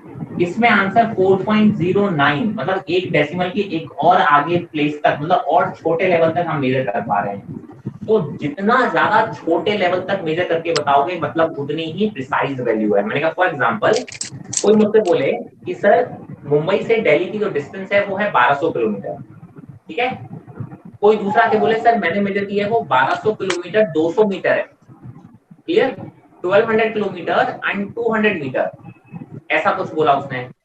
कोई तीसरा आके बोला कि सर 1200 किलोमीटर 200 मीटर 30 सेंटीमीटर, मतलब समझ रहे हो कितने ज्यादा छोटे लेवल तक उसने मेजरमेंट करके वैल्यू बताई है। अब इससे फायदा क्या होता है? जिसने बोला 1200 किलोमीटर मतलब उसमें 1-2 किलोमीटर का डिफरेंस आ सकता है एरर में। जिसने बोला 1200 किलोमीटर 200 मीटर, इसका मतलब उसके मेजरमेंट में कुछ मीटर में डिफरेंस आएगा, किलोमीटर में डिफरेंस नहीं आ सकता। उसने क्या बोला उसके डिफरेंस कितना है? हमेशा लास्ट डिजिट की बात करते हैं ना, अनसर्टेन होनी चाहिए। तो 200 की जगह पे हो सकता है कि वो 150 मीटर हो जाए या 100 मीटर हो जाए, बट 1200 तो श्योर हो गया ना। अगर सेंटीमीटर में जिसने मेजर किया है तो आप क्या बोलोगे 1200 किलोमीटर 200 मीटर और 30 सेंटीमीटर। तो उसके इसके रिजल्ट में जो आप बोलोगे एरर कितनी हो सकती है? सर सेंटीमीटर को कुछ थोड़ा बहुत कम ज्यादा हो जाएगा, 10 सेंटीमीटर 5 सेंटीमीटर ऊपर नीचे हो जाएगा, बट आपको वैल्यू की एक्यूरेसी लग रहा है ना कि इतना हो सकती है। तो जितना ज्यादा छोटे लेवल तक आप मेजर करके वैल्यू दे सकते हो उसको बोलते हैं प्रिसीजन। बट प्रिसीजन वाली वैल्यू या most precise value most accurate होगी इसकी कोई गारंटी नहीं है, ठीक है। मैंने कहा ये मोर प्रिसाइज थी, ये केवल 1 डिजिट ऑफ डेसिमल तक मेजर करके दे रहा है, ये 2 डिजिट ऑफ डेसिमल तक मेजर करके दे रहा है, मतलब इसका इंस्ट्रूमेंट ज्यादा बेटर होना चाहिए, बट इसकी ये गारंटी नहीं है कि ये एक्यूरेसी ज्यादा देगा। जनरली मैक्सिमम टाइम जो मोस्ट प्रिसाइज वैल्यू होती है वो मोर एक्यूरेट भी होती है, ठीक है, बट इसकी कोई गारंटी नहीं है। आप बेटा कुछ बोलना चाह रहे हो? आयुष बेटा, नो सर। ओके, तो एक चीज समझ में आई। एक्यूरेसी का मतलब क्या हो गया कि sir the value which is more close to the true value. Accuracy का मतलब हो गया क्लोजनेस किसकी ज्यादा है ट्रू वैल्यू के, आप बोलोगे that is more accurate. Precision का मतलब होता है मोस्ट प्रिसीजन या मोस्ट प्रिसाइज वैल्यू कौन सी होगी, जो डेसिमल के ज्यादा छोटे लेवल तक मेजर करके दी जा रही हो। हाँ, जब आपको कुछ नहीं गिवन होगा तो आपको पता होगा कि सर जो प्रिसाइज वैल्यू होगी ज्यादा प्रिसाइज मतलब ज्यादा एक्यूरेट होगी वो। जब आपको कुछ नहीं पता, ट्रू वैल्यू आपको पता ही नहीं है, आपने बोला 4 वैल्यू दे रखी है मेजर्ड वैल्यूज, आपको नहीं पता इसमें ट्रू वैल्यू कितनी है, तो आप बोलोगे जो ज्यादा डेसिमल तक मेजर की गई होगी उसके एक्यूरेसी के चांसेस ज्यादा होंगे, तो आप बोलोगे उस केस में प्रिसाइज वैल्यू को ही आप ज्यादा एक्यूरेट मानोगे। बट अगर ट्रू वैल्यू आपको पता है तो आप बकायदा डिफरेंस निकालोगे और बताओगे कि कौन सी मोर एक्यूरेट है, और डेसिमल के प्लेसेस वगैरह देख के कितने छोटे लेवल तक मेजर की गई है उससे आप बताओगे कि कौन कितनी ज्यादा प्रिसाइज है। क्या ये बातें क्लियर है? प्रिसीजन और एक्यूरेसी में डिफरेंस बहुत अच्छे से क्लियर होना चाहिए, ठीक है।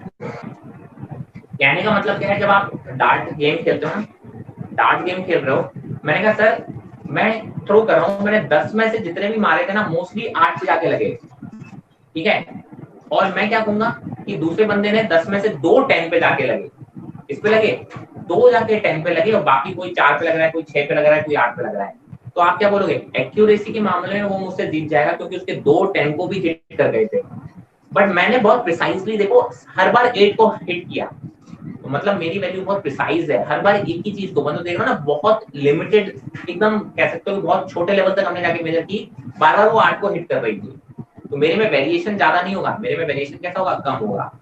एक्यूरेसी सर जितनी ज्यादा ट्रू वैल्यू के क्लोज होगी उतनी ज्यादा एक्यूरेट कहलाएगी, तो ये बेसिक डिफरेंस है एक्यूरेसी और प्रिसीजन में।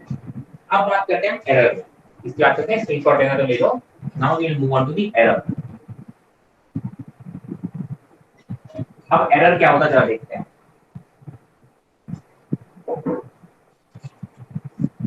एरर का मतलब होता है गलती, गलती का मतलब होता है मिस्टेक। आपकी जो मेजर्ड वैल्यू है वो उसमें कितनी गलती है, कितनी कमी आई है, गलत आई है, वो आप बोलते हो एरर होता है। क्या होता है वो? एरर। तो जरा देखो, एरर को बेसिकली हम 2 टाइप से डिवाइड करते हैं, systematic error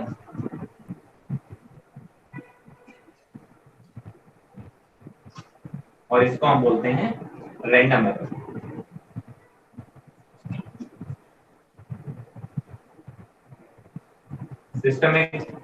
random error, systematic error का मतलब क्या होता है कि सर हम मेजर कर रहे हैं, हमारा डिवाइस खराब हो गया, हम खराब डिवाइस को यूज कर रहे हैं, या हमने मेजर करने का तरीका सही यूज नहीं कर रहे हैं, या हमें रीडिंग पढ़ने का सही तरीका नहीं आता है, तो ऐसे एरर्स को हम बोलते हैं सिस्टमैटिक एरर।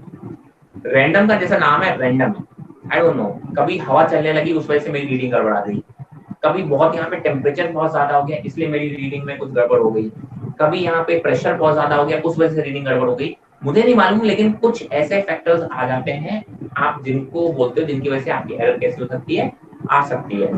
तो नाम से समझना है, सिस्टमैटिक मतलब सिस्टम की प्रॉब्लम है, डिवाइस की प्रॉब्लम है, मेरे मेजरमेंट की प्रॉब्लम है, मुझे पढ़ना नहीं आता रीडिंग, इसकी प्रॉब्लम है, तो वो सिस्टमैटिक एरर हो गया। रैंडम एरर मतलब रैंडम होते हैं, ठीक है, कभी हवा चलने लगी, कभी हवा इधर से चल रही है तो रीडिंग कुछ और आ रही है, कभी हवा दूसरी तरफ से चलने लगी तो रीडिंग कुछ और आ रही है। तो आप बोलोगे जो सिस्टमैटिक एरर होते हैं वो यूनिडायरेक्शनल होते हैं, यूनिडायरेक्शनल होते हैं। ये कैसे होते हैं? बाय डायरेक्शनल होते हैं।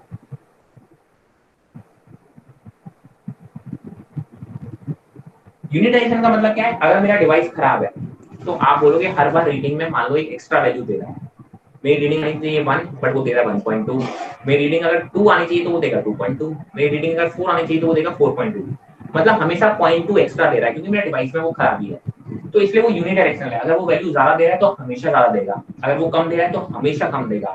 बट रैंडम में क्या होता है, सर कहो अभी ज्यादा दे रहा है तो देर बाद कम देने लगे, हवा अभी इधर से चल रही है तो ज्यादा देने लगा, हवा इधर से चलने लगी तो शायद रीडिंग कम आ जाए।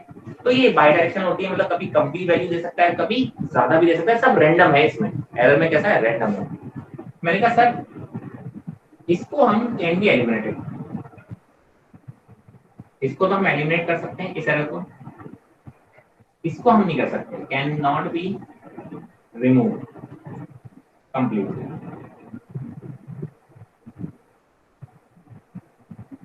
इसको हम can not be remove completely but can be minimise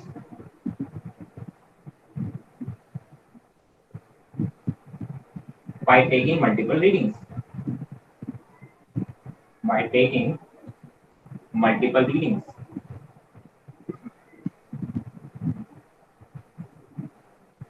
यार हमें जब रीजन ही नहीं मालूम ये किस वजह से आ रही है, हमें यार रीजन पता था, हमने कहा मेरा डिवाइस खराब था, हमने दूसरा डिवाइस ले लिया, हमारी एरर खत्म हो गई। तो हम इन एरर्स को तो क्या कर सकते हैं, एलिमिनेट कर सकते हैं, बट इन एरर्स को हम एलिमिनेट नहीं कर सकते बिकॉज़ हमें एग्जैक्ट रीजन ही नहीं पता होगा ये किस वजह से आ रही है।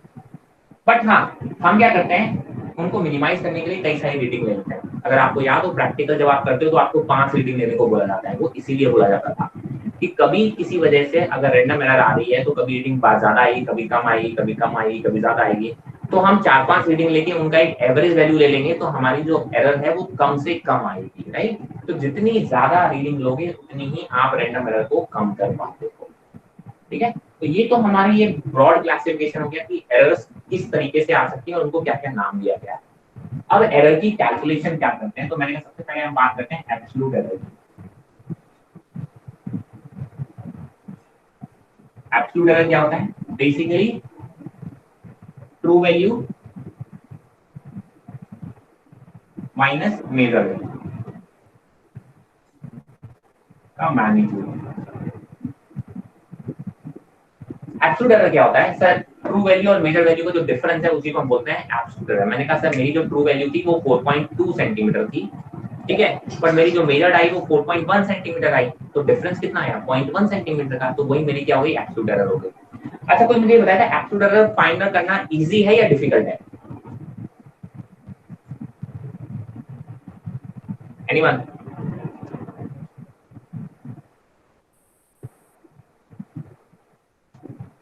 अगर इजी है तो कैसे फाइंड आउट कर सकते हैं इजी?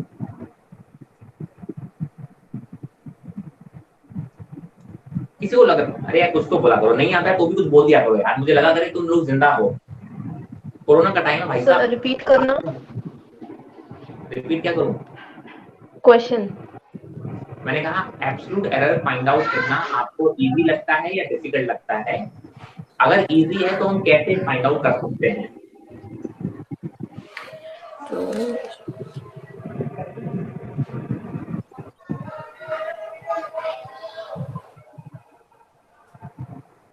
अभी जो आपने माइनस करना सिखाया था उस तरीके से क्या बोल रहे हो बेटा? वगैरह आपने बताया था।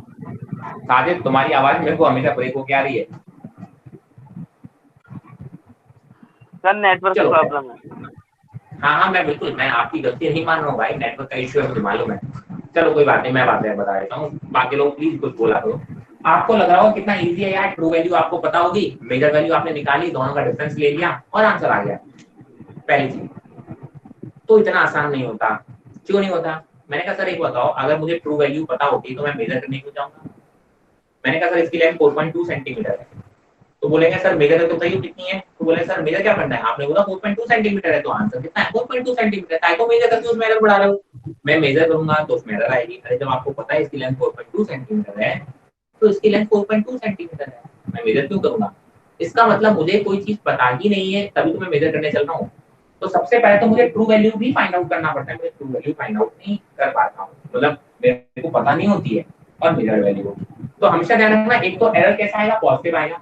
हमने इनका देखो ये साइन का मतलब होता है कि हम मैग्नीट्यूड ले रहे हैं, अगर ट्रू वैल्यू बड़ा है तो true value minus measure value, और अगर मेजर वैल्यू बड़ा है तो measure value minus true value, ठीक है। तो सबसे पहले तो ट्रू वैल्यू कैसे फाइंड आउट करेंगे? मैंने कहा क्या करते हैं, ट्रू वैल्यू फाइंड आउट करने का तरीका होता है कि अपन मल्टीपल रीडिंग लेते हैं। मैंने कहा सर पहली रीडिंग ली, दूसरी रीडिंग ली, ऐसे करके n रीडिंग्स ली, सबको ऐड कर लिया और सबका एवरेज ले लिया। तो ट्रू वैल्यू निकालने का तरीका तो ये होता है, जितनी भी रीडिंग्स ली सबकी मीन वैल्यू निकाली, वो होती है ट्रू वैल्यू। तो आपको ट्रू वैल्यू भी फाइंड आउट है, तो हम इसको मानते हैं कि यार ये ऑलमोस्ट ट्रू होगी, ठीक है। अब आप क्या बोलोगे, मेरी मेजर वैल्यू भी तो कई सारी हो गई, तो आप क्या बोलोगे, एब्सोल्यूट एरर को हम जनरली ऐसे ही यूज करते हैं। अगर ए क्वांटिटी की बात करें तो डेल्टा ए से करते हैं। मैंने कहा देखो पहले वाले में एब्सोल्यूट एरर कितना आएगा, आप बोलोगे 80 माइनस A1। दूसरी रीडिंग में एब्सोल्यूट एरर कितना आएगा, आप बोलोगे 80 माइनस A2। ऐसे ढेर सारी रीडिंग आ गई सर, आप बोलोगे हर एक रीडिंग में एब्सोल्यूट एरर आएगा 80 माइनस A है। तो सर जब मुझसे पूछा जाएगा कि एब्सोल्यूट एरर बताओ तो मैं कौन सी वाली एरर बताऊं, मेरे पास तो कई सारी एब्सोल्यूट एरर आई हैं। तो इसीलिए हम क्या करते हैं, एरर का भी क्या ले लेते हैं, एवरेज वैल्यू ले लेते हैं। तो जो एब्सोल्यूट एरर आएगी उसको हम ऐसे लिखते हैं, सारी जो एब्सोल्यूट एरर आई उनका एवरेज डिवाइड बाय n। तो ये हो गई आपकी एब्सोल्यूट एरर, ये क्या हो गई एब्सोल्यूट एरर, ये हो गई आपकी ट्रू वैल्यू। तो अब आप जब रिप्रेजेंट करते हो तो आप क्या लिखोगे, मैंने क्वांटिटी को ऐसे लिखता हूँ a = AT plus minus delta A। जब आप किसी को मेजर्ड वैल्यू देते हो तो आप ऐसे लिख के देते हो। इसका मतलब क्या है, सर इसकी ट्रू वैल्यू तो इतनी है, मान लो इसकी लेंथ कितनी है 4.2 सेंटीमीटर है, बट प्लस माइनस 0.1 सेंटीमीटर हो सकता है, ये आप थोड़ा अपना कंसीडर करके चलना। मैंने कहा सर ये क्यों जरूरी है, जरा सोचो। मैंने कहा मुझे मार्स पे जाना था, किसी से मैंने बोला बता भाई मार्स की डिस्टेंस बता दे मेरे यहाँ से, बोलता सर 1000 किलोमीटर है। मैंने अच्छा 1000 किलोमीटर, मैंने अपनी बाइक उठाई, 1000 किलोमीटर जाने का और 1000 किलोमीटर आने के हिसाब से पेट्रोल डलवा लिया। मार्स पे तो मुझे पेट्रोल पंप मिलेगा नहीं। मैं गया, मैंने बाइक उठाई, मार्स पे चला गया। मार्स पे गया 1000 किलोमीटर और वापस आ रहा था। एक्चुअली क्या हो गई, जिसने मुझे बताई थी ना डिस्टेंस, उसके मेजरमेंट में एरर था। उसने 1000 किलोमीटर बताई थी, लेकिन एक्चुअली जो डिस्टेंस थी वो 1001 किलोमीटर थी। मतलब 1001 किलोमीटर जाना और 1002 किलोमीटर आना, मतलब 2002 किलोमीटर का मेरे पास पेट्रोल चाहिए था, लेकिन मैं लेके कितने का गया था, केवल 2000 का। तो जब मैं वापस आ रहा हूँ तो 2 किलोमीटर ऊपर मेरी बाइक का पेट्रोल खत्म, मैं हवा में। 2 किलोमीटर ऊपर हवा में मेरी बाइक का पेट्रोल खत्म। 2 किलोमीटर से मैं जब नीचे गिरूंगा तो मेरी जान मान सब निकल गए, प्राण पखेरु उड़ गए। तो सोचो उसकी जो छोटी सी एरर थी उसने मेरी जान भी ले ली होती।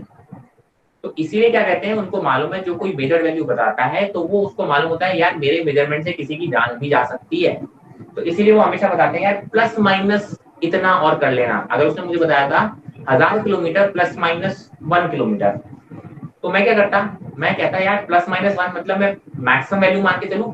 मैक्सिमम कितनी होती 1001, तो मैं 1001 के हिसाब से डलवाता तो मैं वापस बड़े आराम से सेफली आ जाता।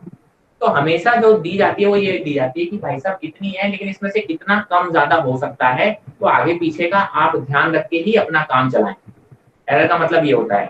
इसका मतलब आपकी जो वैल्यू है ए की, ये कोई क्वांटिटी है, उसकी वैल्यू हमेशा AT माइनस डेल्टा ए से बराबर या छोटी होगी, या वो बराबर या बड़ी होगी, या फिर AT प्लस डेल्टा ए से छोटी होगी। मतलब आपकी जो ए की वैल्यू है वो इन दो के बीच में कहीं से लाई कर रखी होगी। कहने का मतलब क्या है, अगर मैंने लिखा है इसको मान लो 4.2 प्लस माइनस 0.1 सेंटीमीटर ऐसे लिखा है एक, इसका मतलब क्या है, मेरी जो वैल्यू है वो 4.1 से बड़ी होगी ए की वैल्यू, और 4.3 से छोटी होगी। इनके बीच में लाई करेगी मेरी लेंथ। 4.1 से ज्यादा छोटी नहीं हो सकती और 4.3 से ज्यादा बड़ी नहीं हो सकती। ये होता है इसको बताने का तरीका। मतलब यहाँ कहीं इसके बीच में आपकी वैल्यू हो सकती है, इससे ज्यादा बाहर नहीं जाना चाहिए, क्योंकि मैंने कहा एरर बहुत छोटा होना चाहिए। ऐसा नहीं सर आपने बोला 10 किलोमीटर मैंने मेजर किया है और निकल के 15 किलोमीटर, ठीक है, तो बहुत ज्यादा एरर हो जाएगी। अब प्रॉब्लम क्या है कि डेल्टा ए से मुझे बहुत प्रॉब्लम है। अच्छा बताओ 2 किलोमीटर की एरर छोटी है कि बड़ी है? एनीवन? बड़ी है सर। बड़ी है सर। बढ़िया सर। अच्छा चलो देखते हैं। मैंने कहा मुंबई से दिल्ली की, मैंने चलो अच्छी बात है। मैंने कहा मुंबई से दिल्ली की जो डिस्टेंस है वो 1200 किलोमीटर है। 2 किलोमीटर ऊपर नीचे हो जाएगा तो कुछ हो जाएगा क्या? नहीं सर, वो स्पेस के लिए ज्यादा होती है। 2 किलोमीटर ऊपर नीचे हो जाएगा तो कोई खास फर्क नहीं पड़ जाएगा भाई साहब। तो 2 किलोमीटर की एरर बहुत छोटी है रखती। बट मैं आपके हूँ, मान लो आपके घर से सीपी की डिस्टेंस की बात हुई, आपके घर से सीपी की डिस्टेंस है 10 किलोमीटर, ठीक है। आप बोलो कि सर अब 2 किलोमीटर कम ज्यादा हो जाए, तो 10 के रिस्पेक्ट में 2 किलोमीटर बहुत ज्यादा डिफरेंस हो जाता है, 10 का 12 हो जाए, ठीक है। मैं कहता हूँ तो हमेशा ध्यान रखना कि एब्सोल्यूट एरर जो है वो नहीं बताता कि ये एरर बड़ा है कि छोटा है, क्योंकि वो क्वांटिटी पे भी तो डिपेंड कर रहा है कि वो क्वांटिटी जो मेजर कर रहे हो वो कौन सी क्वांटिटी है, वो कितनी बड़ी क्वांटिटी है। तो एब्सोल्यूट एरर को केवल बताने सर मेरी एरर 2 किलोमीटर की है, आप नहीं बता सकते कि वो एरर बड़ी है कि छोटी है। इसीलिए एक टर्म डिफाइन होता है जिसको हम बोलते हैं रिलेटिव एरर, बोलते हैं उसको रिलेटिव एरर। रिलेटिव एरर क्या होता है? आप बोलोगे sir absolute error upon original, या ट्रू वैल्यू भी बोल देते हैं, ठीक है, क्या होता है, ठीक है, उसको हम बोलते हैं रिलेटिव। अब अगर देखो ये अगर डेल्टा ए 2 किलोमीटर है तो नीचे क्या दे रखा है, उसकी वैल्यू दे रखी है। अब 2 किलोमीटर डिवाइड बाय 1200 किलोमीटर बहुत छोटी क्वांटिटी है, तो आप बोलोगे सर आपका जो एरर है वो कम है। अगर आप बोलोगे यहाँ 2 किलोमीटर है, नीचे 10 किलोमीटर है, तो उसकी ट्रू वैल्यू है वो कितनी है, 10 किलोमीटर है, तो आप बोलोगे 2/10 क्या होगा, 0.2 आ जाएगा, मतलब 20% के करीब आ रहा है, मतलब ये बड़ी एरर है। तो इसीलिए रिलेटिव एरर मेजर करते हैं, उससे पता चल जाता है कि आपको वो एरर बड़ी है कि छोटी है, ठीक है। तो फ्रैक्शन से पता चलता है, तो फ्रैक्शन जितना बड़ा होगा उतनी एरर बड़ी होगी। मैंने कहा इसी तरीके से एक और होता है जिसको हम बोलते हैं परसेंटेज एरर। परसेंटेज एरर क्या होता है, that is equal to delta A by 80 into 100। वही रिलेटिव एरर में इनटू 100 से मल्टीप्लाई कर देंगे तो आपको क्या मिल जाएगा, परसेंटेज मिल जाएगा। जैसे मैंने कहा डेल्टा ए बाय 80 आया 0.2, 100 से मल्टीप्लाई करोगे जैसे वो हो जाएगा 20, तो पता चलेगा कि 20% एरर है। 20% एरर बहुत बड़ी एरर होती है। हमारी एरर 2, 5, 10% से ज्यादा नहीं होनी चाहिए, 10 भी बहुत बड़ी हो जाती है, 5% के अराउंड ही रहना चाहिए हमारी जो एरर होनी चाहिए। आइडियली मेजर्ड वैल्यू में 5% ज्यादा एरर्स नहीं होनी चाहिए। क्या ये बातें समझ में आई एरर्स की? एब्सोल्यूट एरर समझ में आया, रिलेटिव एरर, परसेंटेज एरर, कोई डाउट है तो पूछ लो।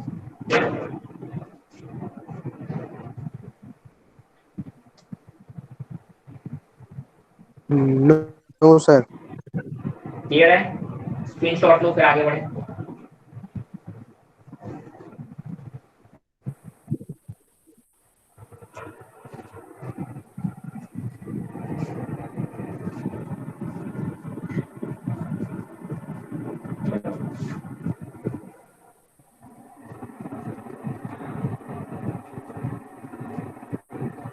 अब जरा देखो कॉम्बिनेशन ऑफ एरर्स क्या होते हैं।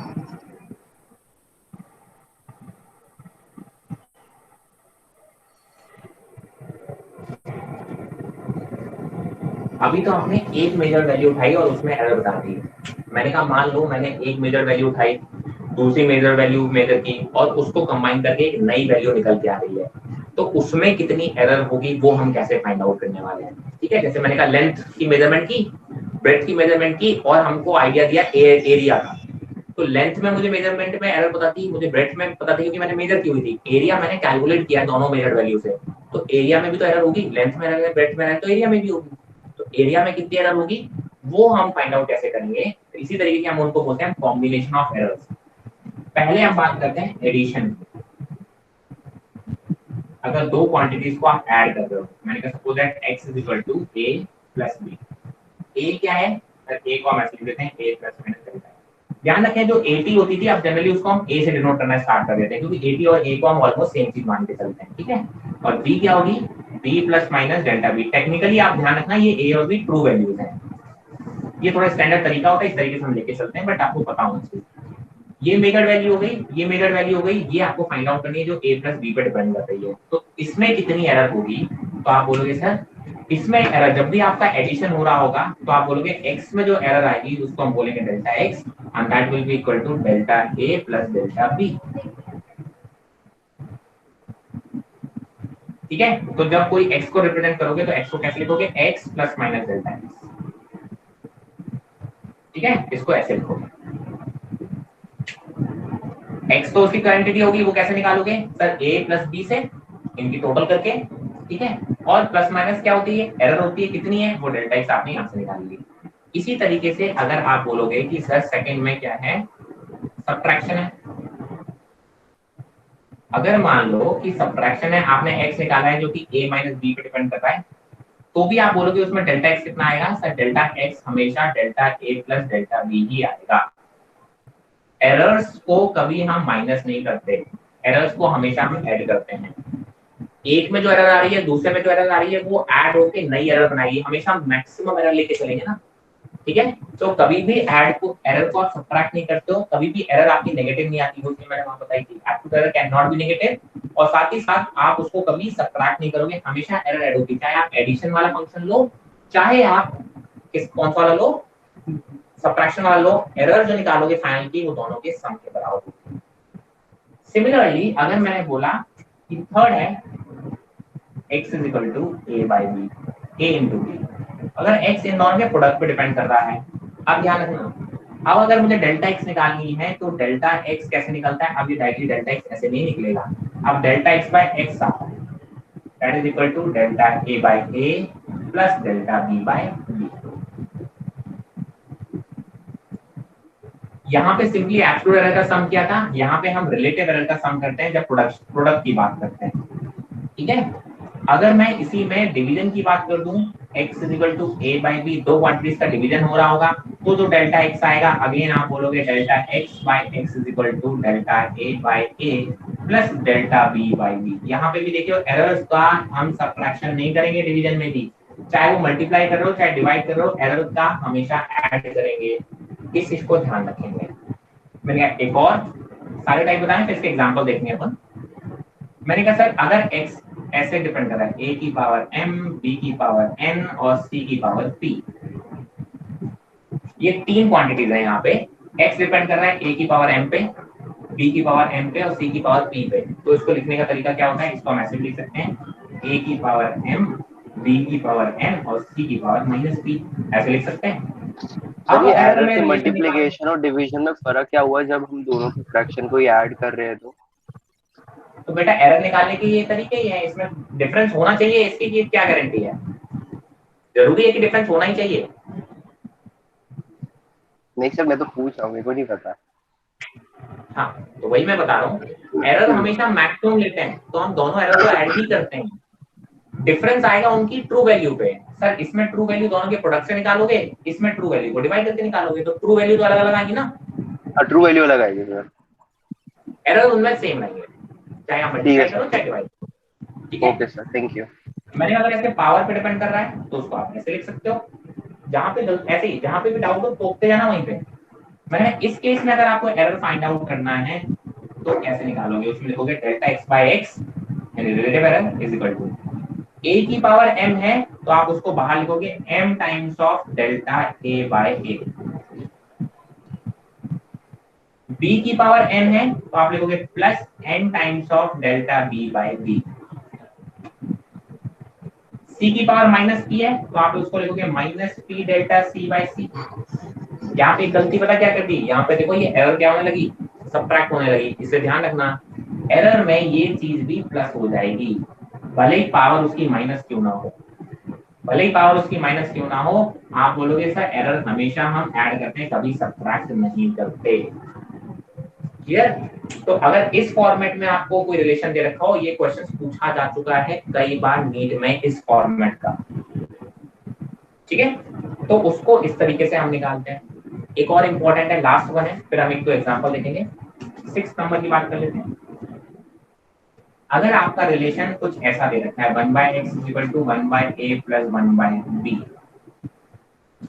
याद है रेजिस्टेंस पैरेलल में ऐड होते थे, 1/r = 1/r1 + 1/r2, कुछ उस फॉर्मेट का अगर आपके पास रिलेशन आ रहा है तो आप बोलोगे जो एरर होता है उस एरर को ऐसे लिखते हो डेल्टा x/x², यहाँ पे डेल्टा x/x था, यहाँ पे delta x/x² delta a/a² plus delta b/b²,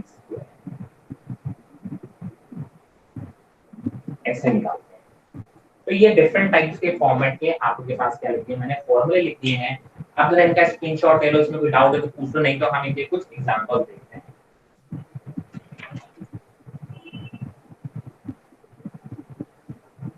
चलो एक एग्जांपल देखते हैं।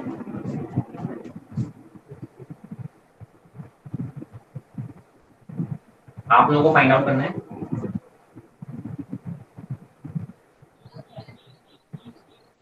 मैंने कहा सर जो रेजिस्टेंसेस हैं, दो रेजिस्टेंस की वैल्यू मैं आपको दे रहा हूं, ठीक है। R1 100 ± 3 ओम और R2 = 200 ± 4 ओम। मुझे सीरीज में R इक्विवेलेंट निकाल के बता दो कितना लिखोगे आप विद एरर। दो रेजिस्टेंस हैं R1 और R2, ये मेजर्ड वैल्यू दे रखी हैं, इसमें मुझे R इक्विवेलेंट बताना है, सीरीज में कैसे लिखेंगे आप? 300 ± 7 ओम। क्या बेटा? देखो आर 300 इक्विवेलेंट का अगर आर इक्विवेलेंट का देखो ट्रू वैल्यू निकालने का तरीका तो क्या हो गया R1 plus R2 that is हो गया 300 ओम। यही होता है रिलेशन। मैंने कहा सर जब ये रिलेशन ऐसा है तो आपको मालूम है एडिशन में जो एरर लिखा जाता है डेल्टा आर इक्विवेलेंट में वो होता है delta R1 plus delta R2, so that is equal to 3 plus 4 मतलब 7 ओम। तो अगर आप R इक्विवेलेंट को ऐसे लिखोगे R equivalent is equal to 300 plus minus 7 ohm. I hope इसमें किसी कोई दिक्कत नहीं। अब नेक्स्ट मैंने कहा सर लेंथ दे रखी है 400 प्लस माइनस 2 मीटर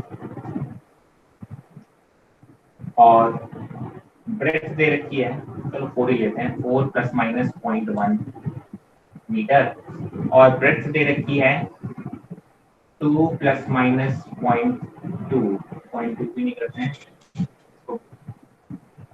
इसको भी 1 ही करते हैं। ठीक है, नाउ मुझे इसमें एरिया निकालना है। एरिया को कैसे लिखेंगे जरा बताओ जल्दी से।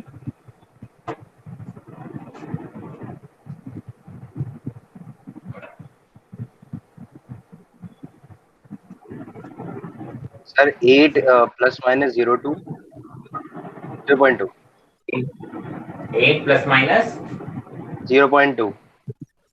हाँ एरिया होता है बेटा, एरिया इज इक्वल टू होता है L इंटू बी। तो आप बोलोगे इसकी ट्रू वैल्यू कितनी आ गई 4 into 2 that is 8 metre square. अब देखो ये भाई साहब ये ऐड ऐसे होगा delta A by A is equal to delta L by L plus delta B by B. बेटा शशांक कैसे याद किया तुमने? Sir 8 plus minus 0.6। देख लेते हैं क्या की वैल्यू। देखो डेल्टा ए बाय ए आपको एक सेकंड बेटा, डेल्टा ए बाय ए आपको फाइंड आउट करना है। मैंने कहा डेल्टा ए कितना है 0.1, एल कितना है 4 प्लस डेल्टा बी कितना है, डेल्टा बी है 0.1 अपॉन डेल्टा बी के बाद बी कितना है 2। सॉल्व करोगे इसको तो डेल्टा ए आपको फाइंड आउट करना है, तो ये ए इधर चला जाएगा तो ए इंटू कितना आएगा ये 0.1/4 सॉल्व करना पड़ेगा आपको। 0.3 इसको तो 0.025 हो जाएगा। 0.025 प्लस ये कितना हो रहा है 0.05।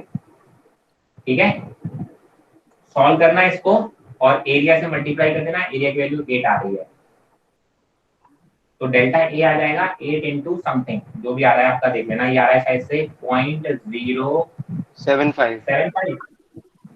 ठीक है, इससे 8 से मल्टीप्लाई कर देना जो भी वैल्यू आ रही है। राउंड अब देखो जब आपने क्या किया है राउंड ऑफ किया है, एडिशन किया है तो राउंड ऑफ में लीस्ट डेसिमल तक आपको आंसर रखना है, इस चीज का भी ध्यान रखेंगे। ठीक है, और उसके बाद आप लिख दोगे ए की वैल्यू कितनी हो जाएगी 8 प्लस माइनस जो भी डेल्टा ए आ रहा है that will be equal to 8। Method सिखाना है, कैलकुलेट तो आप कर ही लोगे। गलती समझ में आई जिसने भी किया था पहले? सर इसको क्यों ऐसे करना है सर, ये फंडा है इसमें। एक क्वेश्चन और बना देता हूं सर, स्क्रीनशॉट ले लो। बाकी आपको डीपीपी मिल जाएगी आजकल में, उसमें कई सारे क्वेश्चन होंगे आप सॉल्व कर पाओगे।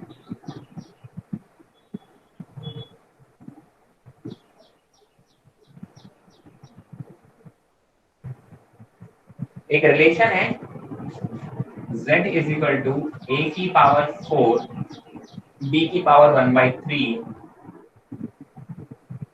c इंटू d की पावर 3/2। आपको बोला गया परसेंटेज एरर दे रखा है, percentage errors in a b c and d are respectively 4, 2, 3, 1 4%, 2%, 3% and 1% respectively. आपको z में डेल्टा z निकालना है,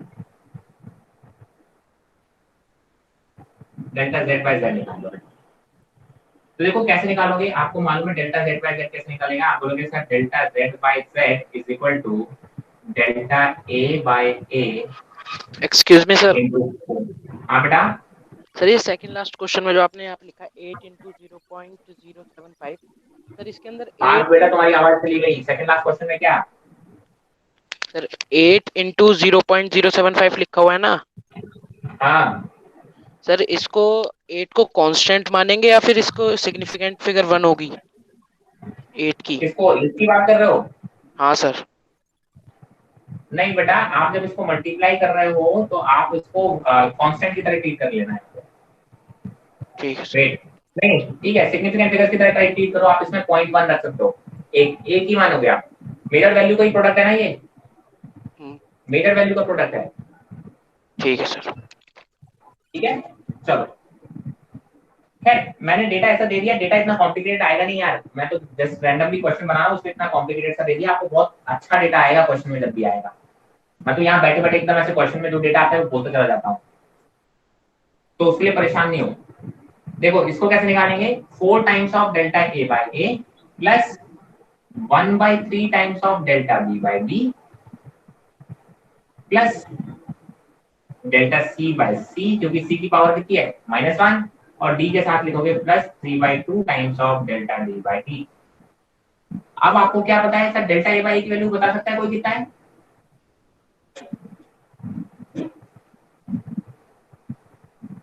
एनीवन?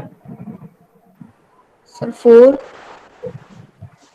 कैसी बातें कर रहे हो बेटा, 4 कैसे हो सकती है? 4 is percentage, percentage percentage run में रखी है। तो एक काम करो ना सर, दोनों साइड आप 100 से मल्टीप्लाई कर दो। अब ये 100 इसमें मल्टीप्लाई होगा तो ये परसेंटेज एरर बन जाएगा। Yes sir. ये 100 इसमें मल्टीप्लाई होगा तो परसेंटेज एरर बन जाएगा। ये इसमें होगा तो आप परसेंटेज एरर लिख पाओगे, और आपको यहाँ पे भी क्या मिल जाएगा, परसेंटेज एरर मिल जाएगा। Into 100 is equal to 4 times of 100 into delta A by A is 4%, तो into 4 plus 1/3 times of delta B by B into 100, मतलब percentage error that is 2% plus 1 times of delta C by C into 100, मतलब 3%। ठीक है, और plus 3/2 times of 100 into delta D by D, मतलब 1%। Solve कर लोगे इसको, ये जो रिजल्ट आएगा ये परसेंटेज एरर आएगा। आपको अगर क्या निकालना है, डेल्टा z बाय z, तो उसमें ये 100 यहाँ नीचे से डिवाइड हो जाएगा जाके, तो जो कुछ भी आएगा आपका रिजल्ट आएगा वो डेल्टा z बाय z में। परसेंटेज मत रख देना, फिर जैसे ही 100 नीचे जाएगा वैसे वो परसेंटेज साइन हट जाएगा।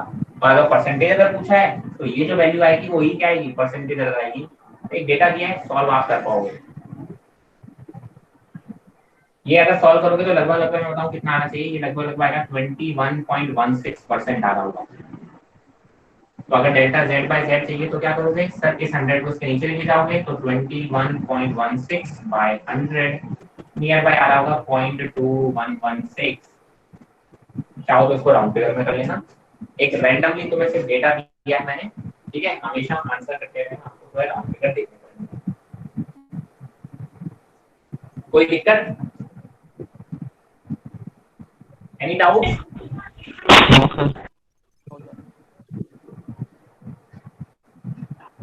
सर मेरा इसका आंसर 0.205 आया है। किसका? ये जो आपने क्वेश्चन अभी सॉल्व करा ना, परसेंटेज एरर वाला, इसका चेक कर लेना। मेरे हिसाब से आंसर कुछ ऐसा आया होगा। सर यही आ रहा है 0.2116। सर यही आ रहा है। बेटा कैलकुलेशन मिस्टेक होगी, कोई बात नहीं, चेक कर लेना एक बार। ठीक है। ठीक है, अरे कैलकुलेशन थोड़ा सा ध्यान से किया करो, रफ मत करो। जितना रफ करो उतना दिक्कत होगा। एक एक स्टेप लिखा करो, स्पीड अपने आप आएगी। मैं फिर से बोल रहा हूँ, स्पीड की टेंशन मत लो। 1 घंटे में 45 क्वेश्चन बहुत बड़ा टाइम होता है फिजिक्स के लिए। 1 घंटे में 45 क्वेश्चन करना बहुत ज्यादा टाइम होता है। बिल्कुल स्पीड की दिक्कत नहीं आएगी अगर आपसे क्वेश्चन बनते होंगे तो। क्वेश्चन नहीं बनते होंगे तो 2 घंटे भी दे दोगे तो भी नहीं बनेंगे। तो स्पीड का टेंशन बिल्कुल मत लें। क्वेश्चन में प्रॉपर एक एक स्टेप लिखना है। जहां आपने रफ वर्क चालू कर दिया फिजिक्स छोड़ देना। एक एक स्टेप लिखा करो। जैसे मैं लिखता हूँ, खूब स्पेस मिलता है आपको पेपर में सॉल्व करने के लिए अगर आप सही से लिखोगे। रैंडमली उल्टे सीधे इधर लिखते हो तभी स्पेस कम पड़ जाता है। तो कभी फिजिक्स को जल्दबाजी में नहीं करें, सिली मिस्टेक कर जाएंगे, आते हुए क्वेश्चन वर्क कर देंगे। प्रॉपर स्टेप के साथ करेंगे, कोई कैलकुलेशन मिस्टेक नहीं करनी है, इसका ध्यान रखेंगे। स्पीड अपने आप आएगी, स्पीड की बिल्कुल टेंशन नहीं ले।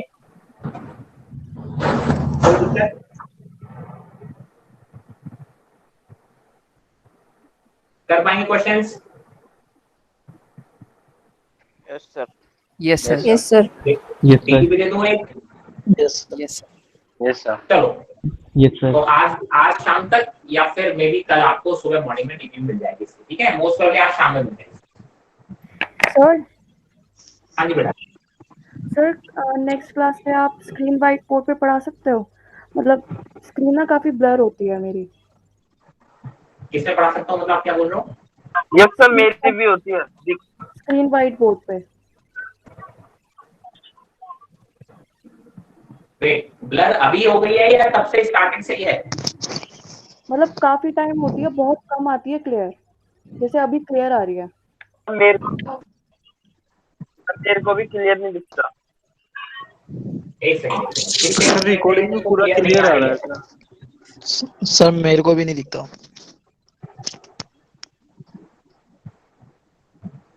बेटा अभी लॉकडाउन में फंसा हुआ हूँ, मेरे पास यही ऑप्शन है और कोई ऑप्शन भी नहीं है। आपको क्लियर नहीं आती, मैं आपको क्लास पहले से बोल रहा हूँ कि जहाँ एक सेकंड स्क्रैप हो रही।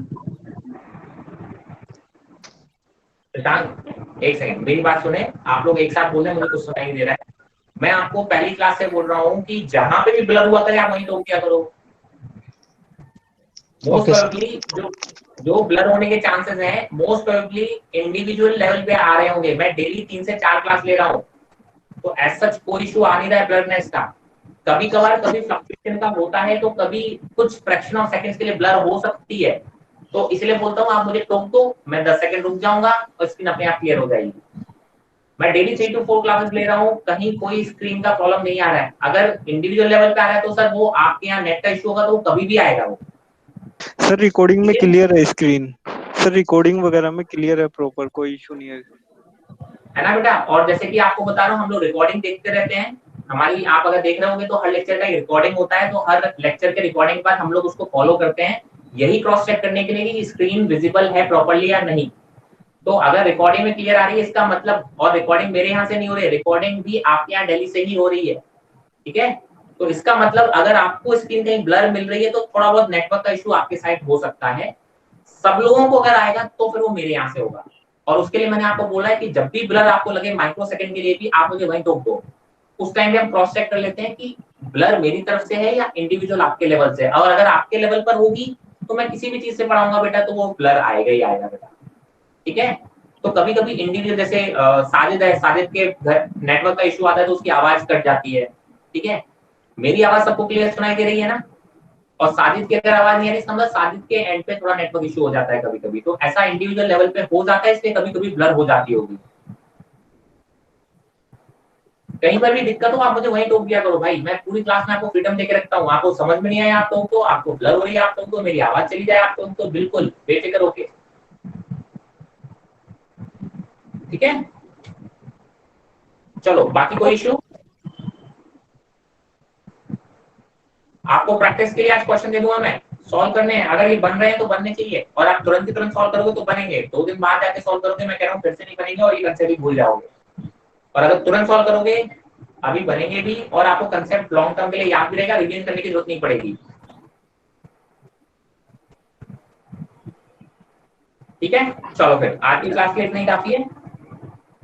Okay, thank you sir. Thank you.